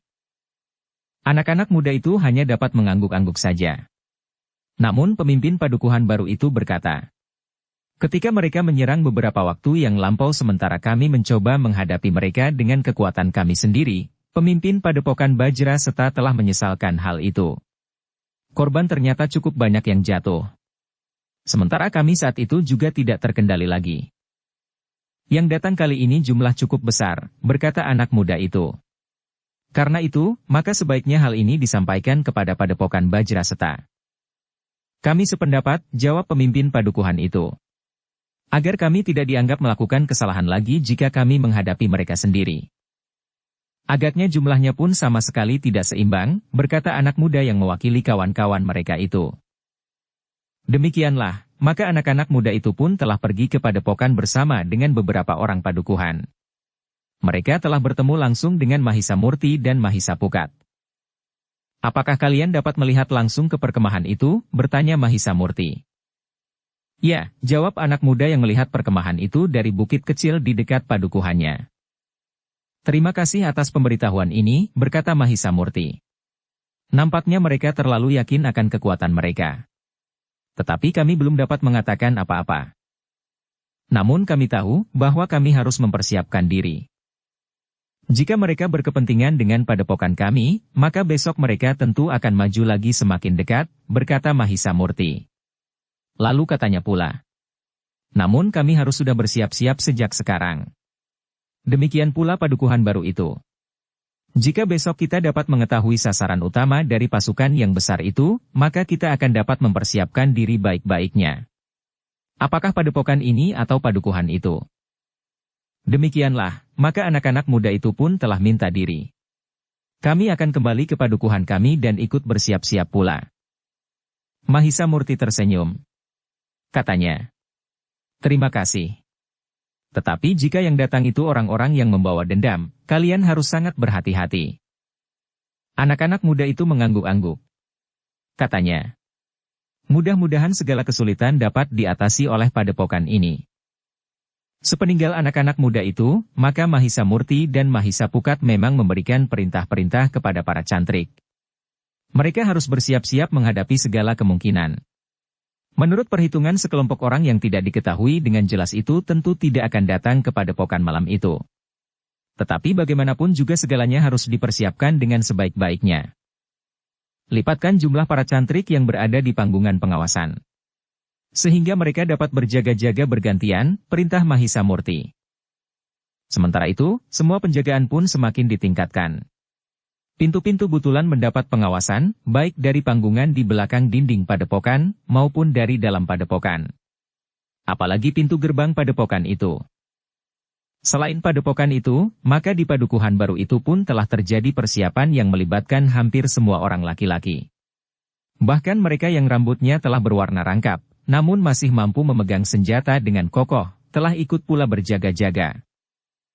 Tetapi kita jangan terpancing untuk menghamburkan tenaga tanpa arti, berkata pemimpin padukuhan itu. Sebagian dari kita harus sempat beristirahat bergantian. Meskipun harus tidur di gardu-gardu. Dengan demikian maka suasana di padepokan dan di padukuhan baru itu memang menjadi agak tegang. Tetapi dengan hati yang mantap penghuninya telah bersedia menghadapi segala kemungkinan untuk menyelamatkan padepokan dan padukuhan mereka yang letaknya memang tidak begitu jauh itu. Seperti yang diperhitungkan, maka malam itu memang tidak terjadi sesuatu. Ternyata orang-orang yang berkemah itu tidur dengan nyenyak semalam suntuk kecuali yang bertugas berjaga-jaga. Mereka membuat perapian untuk menghangatkan badan mereka. Bahkan beberapa orang di antara mereka telah sempat mengambil ketela pohon yang ditanam di pategalan di dekat tempat mereka berkemah. Pagi-pagi orang-orang itu pun tidak bergegas meninggalkan perkemahan mereka dan melanjutkan perjalanan. Tetapi dengan seenaknya mereka menunggu makanan mereka dipersiapkan oleh para petugas yang memang khusus untuk itu. Baru setelah matahari naik, pasukan itu mulai bergerak meneruskan perjalanan mereka. Kita sudah tidak begitu jauh lagi, berkata petugas sandi dari Kediri yang mempunyai gelar Sandi Kecubung Ungu. Apakah tengah hari kita akan sampai? Bertanya Empu Angin. Tengah hari kita akan sampai, jawab Kecubung Ungu. Bagus, jawab Empu Angin. Ada kesempatan untuk melihat-lihat padepokan itu sebelum kita menghancurkannya. Maksudmu, bertanya Kecubung Ungu. Melihat-lihat, jawab Empu Angin. Kecubung Ungu tidak bertanya lagi. Ia mencoba mengerti maksud Empu Angin. Namun ia pun menangkap sikap yang akan dapat merugikan diri sendiri. Baik Empu Angin maupun Empu Pitrang terlalu yakin akan kemampuan diri dan kelebihan kekuatan para cantrik padepokan mereka masing-masing. Sehingga dengan demikian mereka telah merendahkan kekuatan padepokan Bajraseta. Dukung channel Novel Silat dengan subscribe, follow, like, komen dan share. Tetapi Kecubung Ungu tidak merasa perlu untuk berkali-kali memberikan peringatan. Ia sudah pernah memberitahukan kelebihan para pemimpin padepokan Bajraseta. Dan ia menganggap bahwa itu sudah cukup. Seperti yang mereka perhitungkan, maka mereka mendekati padepokan menjelang matahari sampai ke puncak. Beberapa orang di antara mereka mendapat perintah untuk mencari tempat berkemah yang paling baik. Ingat, besok pagi-pagi sebelum matahari terbit kita akan bergerak. Kita akan menyerang mereka dan menghancurkannya, berkata Empu Angin kepada orang yang mendapat perintah untuk mencari tempat berkemah. Karena itu, tempat berkemah itu jangan terlalu jauh dari padepokan. Sore nanti aku sendiri akan melihat-lihat padepokan itu sambil memperingatkan agar padepokan Bajraseta bersiap-siap menghadapi sergapan kami esok pagi-pagi. Kecubung Ungu seakan-akan tidak peduli lagi terhadap sikap Empu Angin itu. Meskipun sebenarnya ia menjadi cemas. Dalam pada itu, sudah dipersiapkan sejak malam harinya, anak-anak muda dari beberapa padukuhan. Demikian matahari terbit mereka telah pergi ke padepokan untuk mencari keterangan tentang kemungkinan yang bakal terjadi. Tetapi mereka sekaligus telah minta diri karena mungkin mereka tidak akan kembali lebih dahulu menjelang pertempuran yang dapat saja terjadi setiap saat. Sebelum tengah hari, anak-anak muda itu memasuki padepokan. Beberapa saat lebih dahulu dari kehadiran pasukan yang akan menyerang padepokan itu.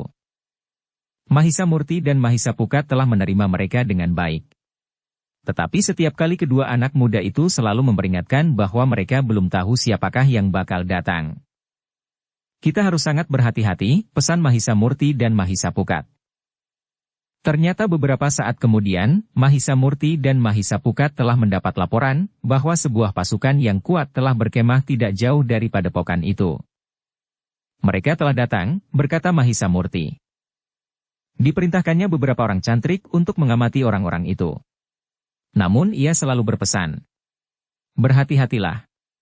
Kita tidak tahu siapakah mereka dan kita pun belum dapat menduga sejauh manakah kemampuan mereka. Baik secara pribadi maupun sebagai satu kesatuan. Mahisa Murti dan Mahisa Pukat pun telah memberikan perintah lewat dua orang cantrik kepada orang-orang yang tinggal di padukuhan agar bersiap sepenuhnya. Mereka harus siap untuk bergerak dengan cepat. Namun mereka pun harus memberikan isyarat jika justru mereka yang menjadi sasaran. Menilik perkemahan yang mereka buat, mereka nampaknya berkepentingan dengan padepokan ini, berkata cantrik yang memberikan laporan. Mahisa Murti mengangguk-angguk. Namun ia pun kemudian berdesis kepada Mahisa Pukat. Nampaknya ada hubungannya dengan petugas sandi yang terlepas itu. Ia benar-benar ingin memotong laporan yang mungkin akan kita sampaikan tentang sikap beberapa orang pemimpin di Kediri. Apakah pasukan itu pasukan Kediri yang tidak mengenakan kelengkapan dan pertanda keprajuritan, desis Mahisa Pukat. Memang mungkin. Tetapi mungkin juga tidak. Nampaknya Kediri atau katakanlah beberapa orang pemimpin Kediri tentu akan berusaha untuk mencuci tangan seandainya langkah-langkah yang diambil ini gagal, sahut Mahisa Murti. Mahisa Pukat mengangguk-angguk. Namun ia sadar bahwa pasukan itu tentu pasukan yang kuat, karena mendukung satu usaha yang besar, menghapus jejak dari satu sikap yang ada di Kediri. Namun Mahisa Murti masih menunggu laporan orang-orangnya yang diperintahkannya untuk mengamati pasukan yang sedang berkemah itu. Sementara itu Mahisa Murti dan Mahisa Pukat telah menyusun semua kekuatan yang ada di padepokannya. Kedua anak muda itu tidak dapat menganggap kehadiran pasukan itu sebagaimana pasukan dari penjahat yang ingin membalas dendam beberapa saat yang lalu. Namun Mahisa Murti dan Mahisa Pukat juga tidak dapat menggantungkan keselamatan padepokannya kepada orang lain. Mereka harus tampil sebagai pemimpin yang bertanggung jawab, karena mereka tidak akan dapat minta bantuan kepada Pakuan Sangling atau ke Singasari. Dalam keadaan yang demikian, maka Mahisa Murti dan Mahisa Pukat merasa bahwa hubungan mereka yang akrab dengan padukuhan di sekitarnya telah memberikan banyak arti bagi padepokannya. Dalam keadaan yang gawat, ternyata padukuhan-padukuhan yang merasa pernah mendapat bantuan dalam wujud apapun juga dari padepokan Bajraseta, telah ikut berusaha memperingan beban padepokan itu. Namun sebenarnya Mahisa Murti dan Mahisa Pukat merasa sangat gelisah dengan anak-anak muda itu. Jika yang datang adalah sepasukan prajurit Kediri dengan tataran kemampuan yang tinggi, maka anak-anak muda itu harus mendapat sandaran kekuatan dari para cantrik yang terlatih. Demikian pula sekelompok cantrik yang masih baru, yang baru mengenal dasar-dasar olah kanuragan. Sementara itu, orang-orang yang tinggal di padukuhan yang baru telah menghimpun kekuatan pula. Meskipun tidak terlalu besar, namun mereka yakin bahwa bantuan mereka akan berarti bagi padepokan Bajraseta. Namun mereka masih mencari cara yang paling baik yang dapat mereka pergunakan. Ketika dua orang di antara orang-orang padukuhan yang baru itu datang ke padepokan untuk mendapatkan perintah-perintah, maka Mahisa Murti berpesan kepada mereka. Bersiap sajalah sebaik-baiknya. Nanti malam, aku akan memberikan petunjuk apa yang harus kalian lakukan. Sementara ini kami sedang berusaha menilai keadaan. Sebenarnya lah padukuhan itu sudah bersiap. Berbagai macam senjata telah ditempatkan di tempat yang paling mapan. Baik untuk dipergunakan maupun untuk dibawa ke padepokan. Mereka mempunyai beberapa ikat senjata cadangan. Namun mereka pun telah menyiapkan busur dan anak panah. Mungkin senjata jarak jauh itu akan berarti bagi mereka. Namun dalam pada itu, di sore hari, para petugas yang mengamati keadaan di panggungan di belakang dinding padepokan terkejut ketika mereka melihat sekelompok orang yang mendekati dinding padepokan. Mereka memang berhenti agak jauh. Namun dengan tenangnya mereka berjalan hilir mudik di arah pintu gerbang padepokan itu. Mahisa Murti dan Mahisa Pukat yang mendapat laporan segera naik ke atas pintu gerbang. Mereka melihat orang-orang itu yang nampaknya sedang menilai kekuatan dinding dan pintu gerbang padepokan itu. Mereka tentu bagian dari orang-orang yang berkemah itu, berkata cantrik yang telah mengamati tempat orang-orang yang berkemah tidak jauh dari padepokan itu. Jika demikian, aku akan turun dan menemui mereka, berkata Mahisa Murti. Para cantrik termangu-mangu sejenak. Mereka menyadari bahwa langkah itu sangat berbahaya bagi kedua pemimpin mereka. Namun Mahisa Murti berkata, mereka juga hanya sekelompok kecil. Aku juga akan membawa beberapa orang cantrik. Demikianlah Mahisa Murti dan Mahisa Pukat telah bersiap-siap untuk keluar dari regol padepokannya. Mahisa Semu telah dibawanya pula bersama Wantilan. Namun Mahisa Amping tidak diizinkan ikut keluar regol padepokan. Kau melihat saja dari atas pintu gerbang, berkata Mahisa Murti. Sejenak kemudian, maka pintu gerbang padepokan itu terbuka. Orang-orang yang sedang melihat-lihat dan dengan sengaja menunjukkan satu sikap yang terlalu yakin akan kemampuan diri, telah terkejut. Apalagi ketika mereka melihat beberapa orang keluar dari padepokan. Tidak lebih banyak dari orang-orang yang dibawanya. Empu Angin memandang sekelompok orang itu dengan mata yang tidak berkedip. Sementara Empu Pitrang berdesis. Alangkah sombongnya mereka. Mereka masih terlalu muda untuk menghadapi bahaya yang sebenarnya sebagaimana sekarang ini, berkata Empu Angin. Seperti kanak-kanak yang tidak tahu betapa panasnya bara. Aku ingin menangkap mereka sekarang, berkata Empu Pitrang. Jangan tergesa-gesa. Kita tidak membawa kekuatan cukup. Jika para cantrik itu menghambur keluar, kita akan mengalami kesulitan, cegah Empu Angin. Sementara itu kita panggil orang-orang kita, jawab Empu Pitrang. Mereka belum siap, karena mereka baru akan bergerak besok pagi-pagi, jawab Empu Angin pula. Empu Pitrang tidak berkata lebih lanjut. Namun terdengar giginya gemeretak. Sikap para pemimpin padepokan itu benar-benar telah menyinggung perasaannya. Seharusnya mereka tidak berani keluar dari gerbang padepokannya, geram Empu Pitrang kemudian. Namun dalam pada itu, Mahisa Murti dan Mahisa Pukat telah menjadi semakin dekat. Dengan tanpa ragu-ragu, maka kedua anak muda bersama beberapa orang cantrik itu berhenti hanya beberapa langkah saja di hadapan Empu Angin dan Empu Pitrang. Luar biasa, desis Empu Angin. Apa yang luar biasa? Bertanya Mahisa Murti. Ternyata kalian adalah anak-anak muda yang sangat berani, berkata Empu Angin selanjutnya. Kenapa? Bertanya Mahisa Murti.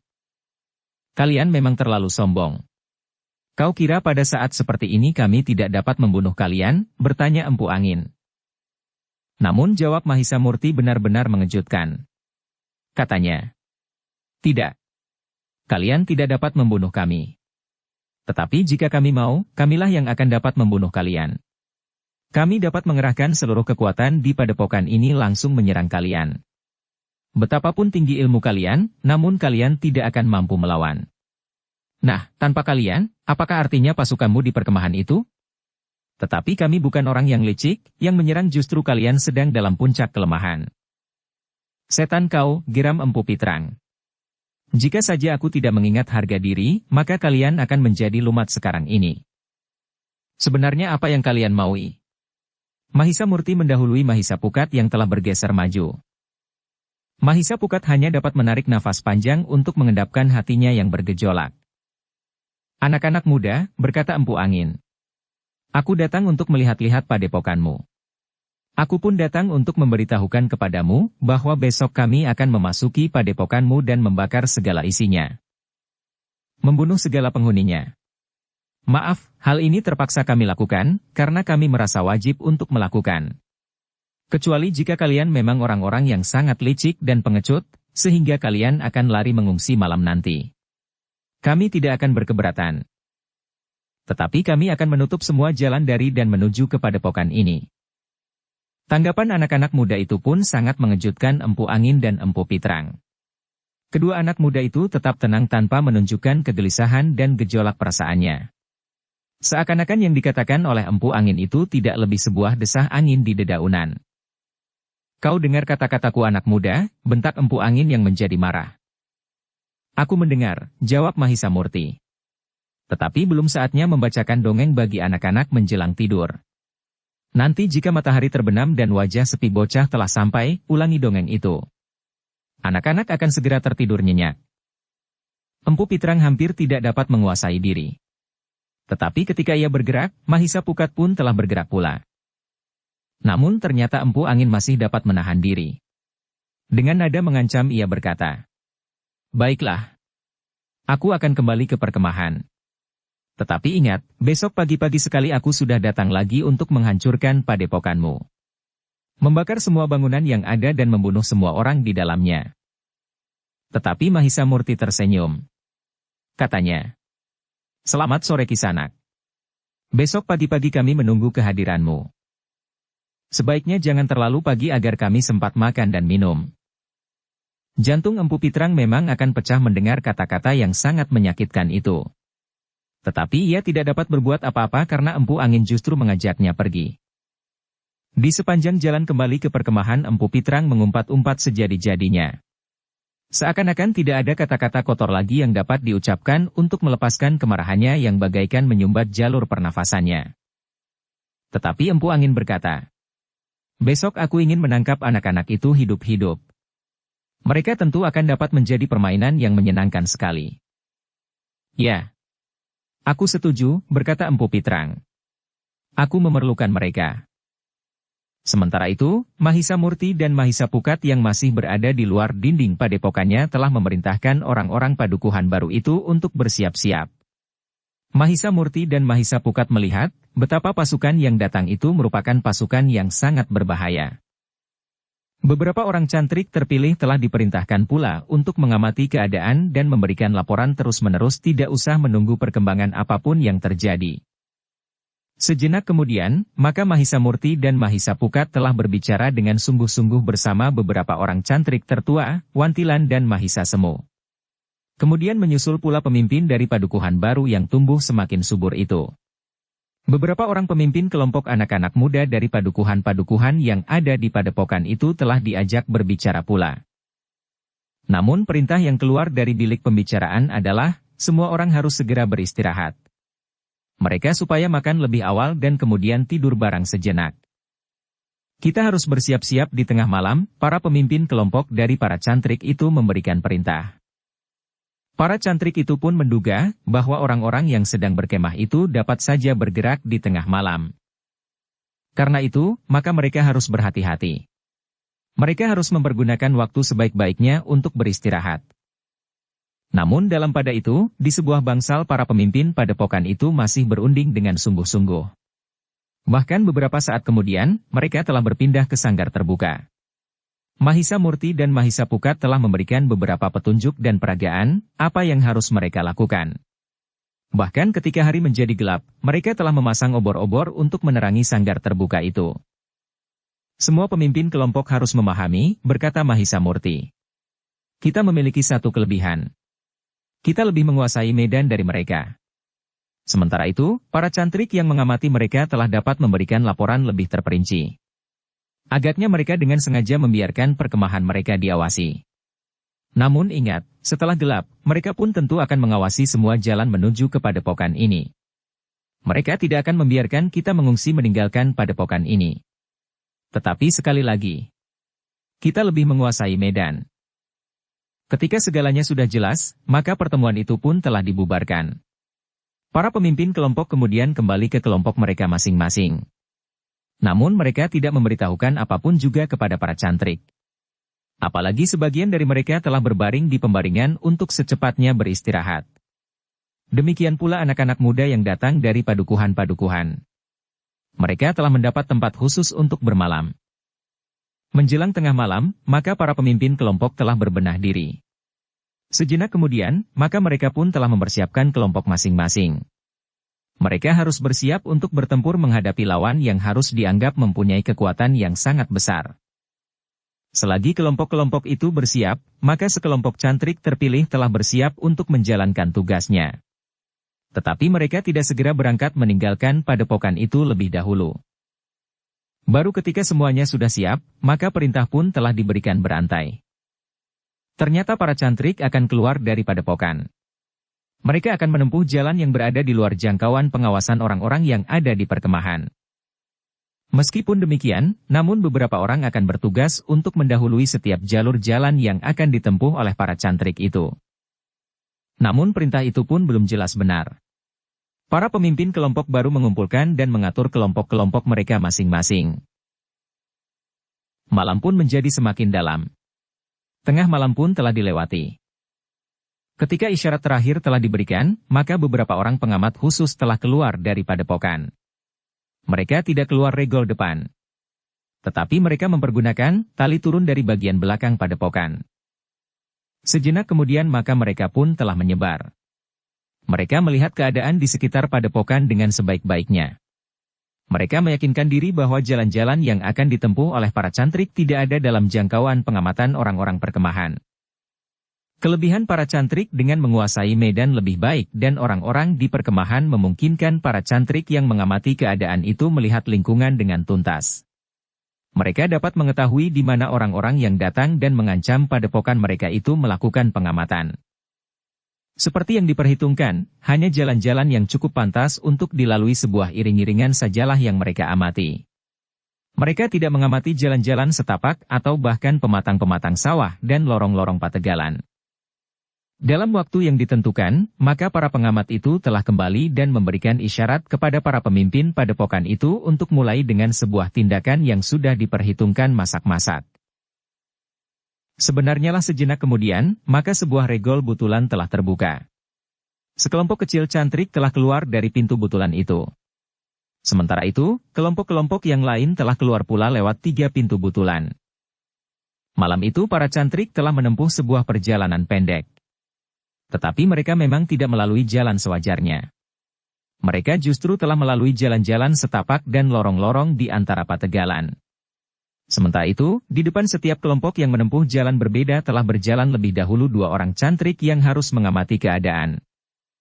Ketika para cantrik itu sampai di tempat masing-masing, barulah mereka tahu apa yang harus mereka lakukan. Di hadapan mereka nampak perkemahan orang-orang yang telah berniat untuk menghancurkan padepokan dan perguruan Bajraseta. Ternyata para cantrik dari padepokan itu justru telah berada di seputar perkemahan orang-orang itu meskipun pada jarak yang masih belum terlalu dekat, sehingga belum sampai pada tangkapan pengamatan para petugas mereka.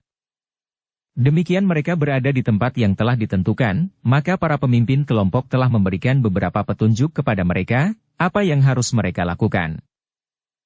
Mereka dapat mengetahui di mana orang-orang yang datang dan mengancam padepokan mereka itu melakukan pengamatan. Yang akan bergerak lebih dahulu adalah sekelompok cantrik yang telah terpilih, berkata seorang pemimpin kelompok. Jika mereka berhasil, maka giliran yang kemudian adalah kita. Dengan demikian beberapa saat lamanya para cantrik itu menunggu.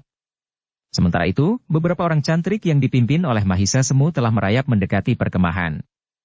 Mahisa Murti dan Mahisa Pukat dengan sengaja telah melepaskan Mahisa Semu yang sudah cukup lama ditempa. Sebelum di padepokan itu, ia sudah mengalami latihan-latihan yang berat di sepanjang perjalanan, sehingga sekaligus menimba pengalaman. Hati-hati, pesan Mahisa Murti. Kalian memiliki pengenalan atas medan jauh lebih baik dari mereka. Mahisa Semu mengangguk. Katanya, aku mohon Kakang Mahisa Murti dan Mahisa Pukat serta para cantrik berdoa untuk kami. Mahisa Murti menepuk bahu anak muda itu. Katanya, tentu. Setiap kali kita semuanya berdoa untuk keselamatan kita. Sejenak kemudian Mahisa Semu telah bergerak bersama 10 orang cantrik pilihan. Tugas mereka mengacaukan perkemahan itu. Jika mungkin mereka harus membakar tempat persediaan makan dan perlengkapan mereka, yang sudah dapat diketahui tempatnya oleh orang-orang yang mengamati perkemahan itu dengan saksama. 11 orang telah merangkak mendekati perkemahan. Mereka membawa beberapa buah obor minyak serta beberapa ikat belarak kering. Beberapa kampil biji jarak yang akan dilemparkan di tempat api yang sudah menyala. Dengan sangat hati-hati 11 orang itu berhasil mendekati perkemahan. Mereka berputar ke arah belakang perkemahan mendekati tempat persediaan bahan makanan dan perlengkapan. Beberapa saat lagi, para petugas di dapur itu tentu sudah akan terbangun. Mereka harus menyiapkan makan bagi para cantrik kedua padepokan yang akan menyerang padepokan Bajraseta itu. Demikian mereka berada di belakang sebuah gubuk kecil tempat mereka menyimpan bahan makanan dan perlengkapan, maka para cantrik itu pun telah membuat api. Dengan batu titikan dan seonggok amput aren. Dengan cepat mereka harus meniup api yang sepeletik itu sehingga menjadi besar. Seorang harus melindungi api itu sehingga tidak nampak dari lingkungan di sekitarnya. Baru ketika api itu mulai menyala dan membakar sebuah obor belarak maka obor-obor minyak pun dengan cepat pula menyala. Beberapa onggok belarak yang diletakkan di belakang gubuk kecil itu pun dengan cepat terbakar. Sementara itu, sekampil biji jarak kering telah dilemparkan pada nyala api yang mulai menjilat. Tetapi nyala api obor belarak itu tentu akan dengan cepat surut. Namun sebelum api itu surut, maka biji jarak yang dilempar itu pun telah mulai menyala. Demikian pula gubuk kecil itu. Namun api itu pun dengan cepat diketahui pula. Beberapa orang yang bertugas pun berlari-larian sambil berteriak-teriak. Namun beberapa orang cantrik yang lain telah mendapat tugas mereka masing-masing. 4 orang di antara mereka dengan tangkas telah melepaskan anak panah dari busur mereka. Para petugas yang sedang berjaga-jaga itu pun tidak sempat berteriak lagi, ketika anak panah para cantrik dari Bajra Seta itu mengenai dada mereka. Meskipun demikian beberapa orang yang lain pun segera telah berlari-larian pula mendekat, namun beberapa anak panah yang menyusul telah sempat memberikan waktu bagi api yang menyala itu membakar gubuk kecil dan kemudian menjilat segala isinya. Tetapi perkemahan itu pun kemudian telah terbangun. Semua orang telah bangkit dan bergegas pergi ke tempat api yang menyala semakin besar. Onggokan-onggokan belarak, ranting-ranting kecil yang diambil dari persediaan di perkemahan itu sendiri, beberapa kampil biji jarak yang telah kering, obor-obor minyak yang dilemparkan pula ke gubuk kecil itu dan gubuk kecil itu sendiri yang terbuat dari kayu, bambu dan batang ilalang, telah membuat api itu dengan cepat menjilat bagaikan ingin menggapai langit. Meskipun api itu tidak akan bertahan lama. Namun jika kemudian api itu surut, maka semua persediaan bahan makanan dan perlengkapan bagi orang-orang yang sedang berkemah itu telah habis. Tidak ada yang akan dapat mereka makan. Minum pun mereka akan minum air yang harus mereka lakukan. Demikian api menyala semakin besar, maka pasukan para cantrik dari Padepokan Bajra Seta, anak-anak muda dari beberapa padukuhan dan orang-orang padukuhan baru itu pun mulai bergeser mendekat. Tetapi mereka belum mendapat isyarat untuk bergerak. Sementara itu, orang-orang Bajra Seta yang telah berhasil membakar segala persediaan bahan makan dan perlengkapan itu pun telah berhasil meloloskan diri. Sebagaimana dikatakan oleh Mahisa Murti dan Mahisa Pukat, bahwa mereka mengenal medan jauh lebih baik, telah membuat mereka mampu melepaskan diri dari kejaran orang-orang yang ada di perkemahan itu. Empu Angin dan Empu Pitrang hanya dapat mengumpat-umpat saja. Dengan nada tinggi Empu Angin berkata hampir berteriak. Besok, pagi-pagi benar kita balas sakit hati kita. Para cantrik dari perguruan yang dipimpin oleh Empu Angin dan Empu Pitrang itu memang hanya dapat menyesali kelengahan para petugas, terutama para petugas di dapur. Seorang cantrik hampir tidak dapat menguasai dirinya dan menyerang pemimpin dari mereka yang berjaga-jaga di dapur malam itu. Untunglah beberapa orang kawannya sempat melerai mereka. Dalam pada itu, Empu Angin berteriak pula. Lupakan persediaan makanan yang terbakar itu. Besok kita akan mengambil persediaan makanan yang lebih banyak dan lebih baik di Padepokan. Kita tentu tidak akan pernah kelaparan. Apalagi di sekitar tempat itu terdapat banyak padukuhan-padukuhan yang akan dapat memberikan beras lebih banyak dari yang kita perlukan. Pernyataan Empu Angin itu memang dapat membuat para cantriknya menjadi tenang. Sementara itu, petugas Sandi Kediri yang ada di dalam perkemahan itu pula menjadi semakin yakin akan kemampuan para pemimpin Padepokan Bajra Seta. Tanpa persediaan makanan meskipun hanya untuk esok pagi, kekuatan pasukan yang dipimpin Empu Angin dan Empu Pitrang itu tidak akan memiliki kekuatan utuh. Jika besok pertempuran terjadi, menjelang tengah hari, para cantrik yang dipimpin oleh Empu Angin dan Empu Pitrang itu tentu sudah mulai dipengaruhi oleh perasaan lapar mereka. Mungkin perasaan lapar itu sendiri akan dapat dilupakan jika mereka menghadapi senjata terhunus. Namun kekuatan mereka tidak akan mampu bertahan lebih lama lagi jika keringat telah mengalir. Tetapi petugas Sandi dari Kediri itu telah menjadi kecewa atas tanggapan kedua orang pemimpin dari pasukan yang akan menyerang Padepokan Bajra Seta itu. Karena itu, maka ia pun justru telah kembali ke pembaringan. Ketika keadaan sudah menjadi tenang serta api pun mulai susut, para cantrik telah mencari tempat untuk berbaring lagi meskipun waktunya telah hampir habis. Namun rasa-rasanya malam-malam yang dingin itu telah membuat mata mereka melekat kembali. Beberapa saat kemudian, perkemahan itu telah menjadi sepi kembali. Tetapi para petugas telah mendapat perintah untuk lebih berhati-hati. Beberapa saat lagi, para penjaga itu harus sudah membangunkan semua orang di perkemahan itu. Karena tidak ada lagi yang akan dimasak dan dimakan pagi itu, maka para petugas yang seharusnya berada di dapur, harus ikut bersama para cantrik yang lain menghancurkan pertahanan Padepokan Bajraseta. Sekaligus mereka akan mendapatkan bahan makanan untuk persediaan mereka selama berada di padepokan itu.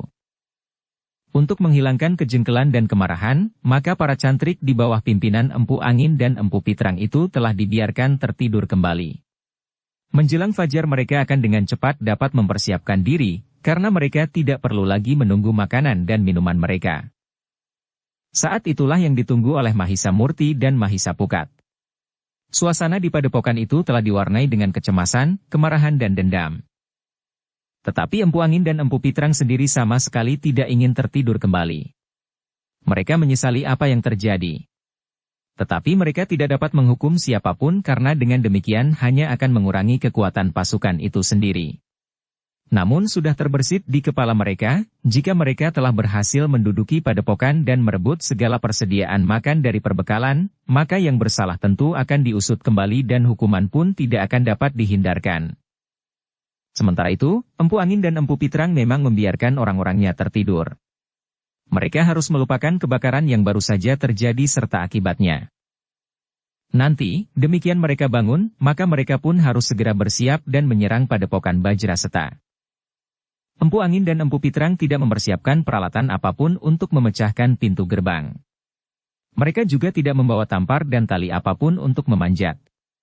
Keduanya telah memutuskan untuk membakar saja dinding padepokan, terutama pintu-pintunya. Pintu gerbang dan pintu butulan. Yang mereka persiapkan adalah ranting dan kayu-kayu kering, minyak yang tersisa serta semua oncor dan obor, serta belarak. Mereka ingin membalas kebakaran yang telah terjadi di perkemahan itu. Empu Angin dan Empu Pitrang telah mempersiapkan kelompok-kelompok yang harus melindungi kawan-kawannya yang membakar dinding yang paling lemah serta pintu-pintunya. Mereka telah dipersiapkan dengan busur dan anak panah serta lembing-lembing yang tajam. Menjelang pagi, maka semua orang di perkemahan itu telah dibangunkan. Dengan cepat mereka bersiap. Tidak ada makanan dan tidak ada minuman hangat. Semua persediaan dan peralatan telah terbakar. Dengan singkat Empu Angin dan Empu Pitrang telah memberikan perintah-perintah. Beberapa orang putut yang memiliki kemampuan lebih tinggi dari para cantrik segera tanggap. Beberapa orang cantrik telah ditunjuk untuk membawa kayu-kayu kering, belarak, ilalang kering, minyak yang masih tersisa serta semua obor dan oncor. Beberapa saat kemudian, maka pasukan itu telah mulai bergerak. Pasukan yang telah dibekali dengan kejengkelan dan kecewa, karena sama sekali tidak ada persediaan makan dan minum. Sementara itu, Mahisa Murti dan Mahisa Pukat memberikan isyarat kepada para cantrik, anak-anak muda yang bergabung dengan pasukannya serta orang-orang yang berada di padukuhan yang baru itu. Mereka harus mempersiapkan diri sebaik-baiknya.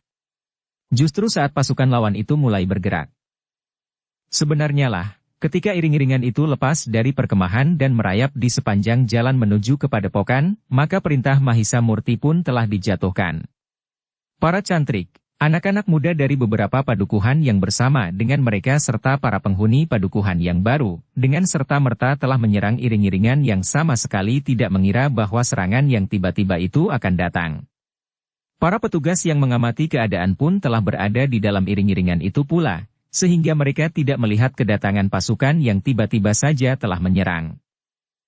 Medan pertempuran yang terjadi memang menjadi panjang. Mahisa Murti memang menghendaki hal yang demikian. Sementara itu, para cantriknya telah mempersiapkan serangan dengan cara yang tidak diperhitungkan sama sekali oleh pasukan Empu Angin dan Empu Pitrang, yang jumlahnya memang lebih besar dari pasukan yang dipimpin langsung oleh Mahisa Murti dan Mahisa Pukat itu. Ketika pasukan Empu Angin dan Empu Pitrang terkejut mendapat serangan yang tiba-tiba serta dengan serta-merta bersiap menghadapi mereka, maka dari sisi yang lain, beberapa orang cantrik yang bertugas telah menyerang iring-iringan yang panjang itu dengan busur dan anak panah. Beberapa orang di dalam iring-iringan itu tidak sempat berbuat sesuatu.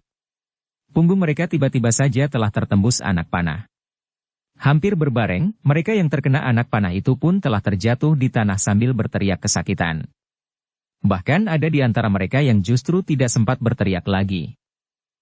Dalam keadaan yang demikian, maka pasukan Empu Angin dan Empu Pitrang memang menjadi bingung. Mereka benar-benar tidak mengira bahwa mereka akan menghadapi serangan yang membingungkan itu. Empu Angin dan Empu Pitrang yang telah merendahkan orang-orang padepokan Bajraseta, tidak sempat menyesali diri. Keadaan telah menjadi sangat rumit. Empu angin yang berusaha untuk mengatasi keadaan telah berteriak. Jangan hiraukan orang-orang licik yang menyerang kalian dengan anak panah dari belakang. Jumlah mereka tidak banyak, yang berperisai harus berusaha melindungi diri dan kawan-kawannya. Sementara seluruh pasukan harus menghadapi serangan dari induk pasukan.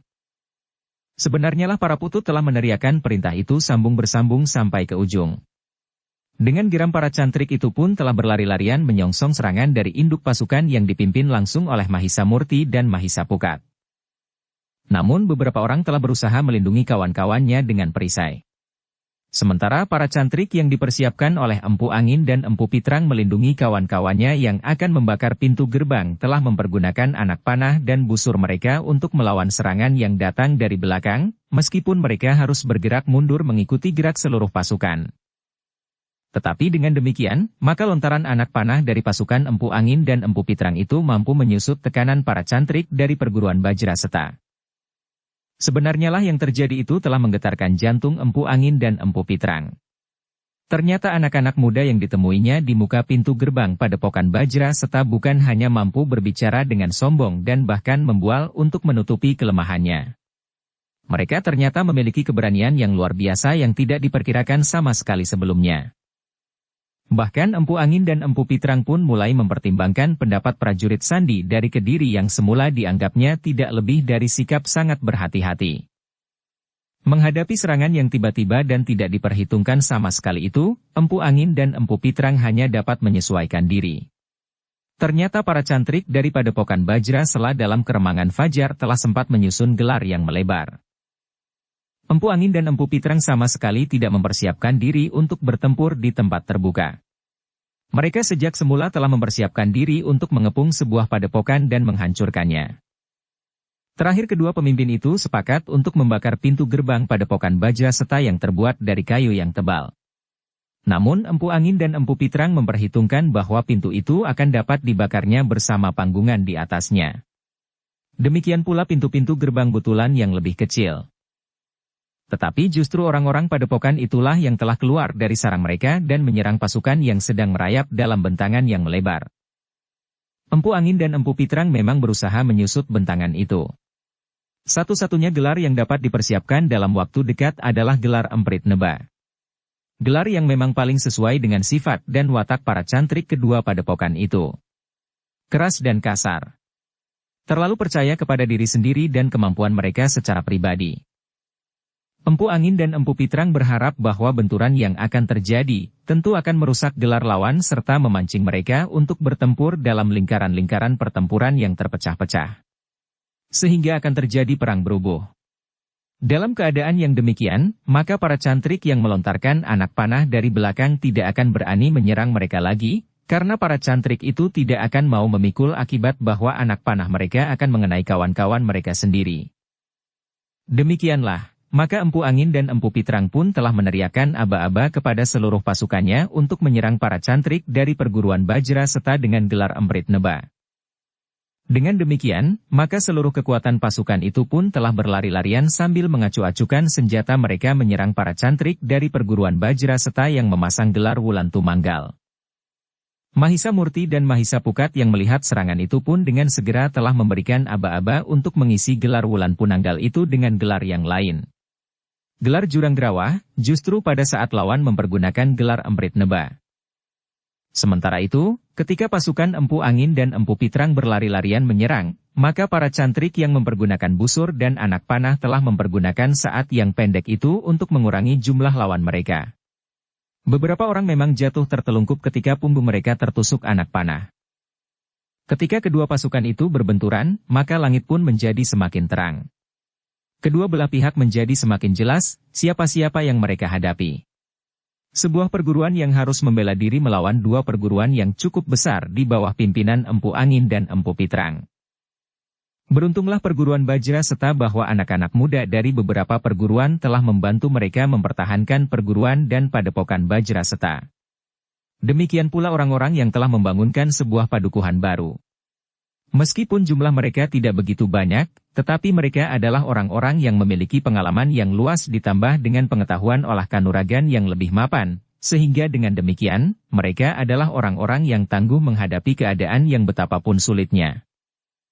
Ternyata Empu Angin dan Empu Pitrang yang langsung turun di arena pertempuran itu, sama sekali tidak mengekang diri.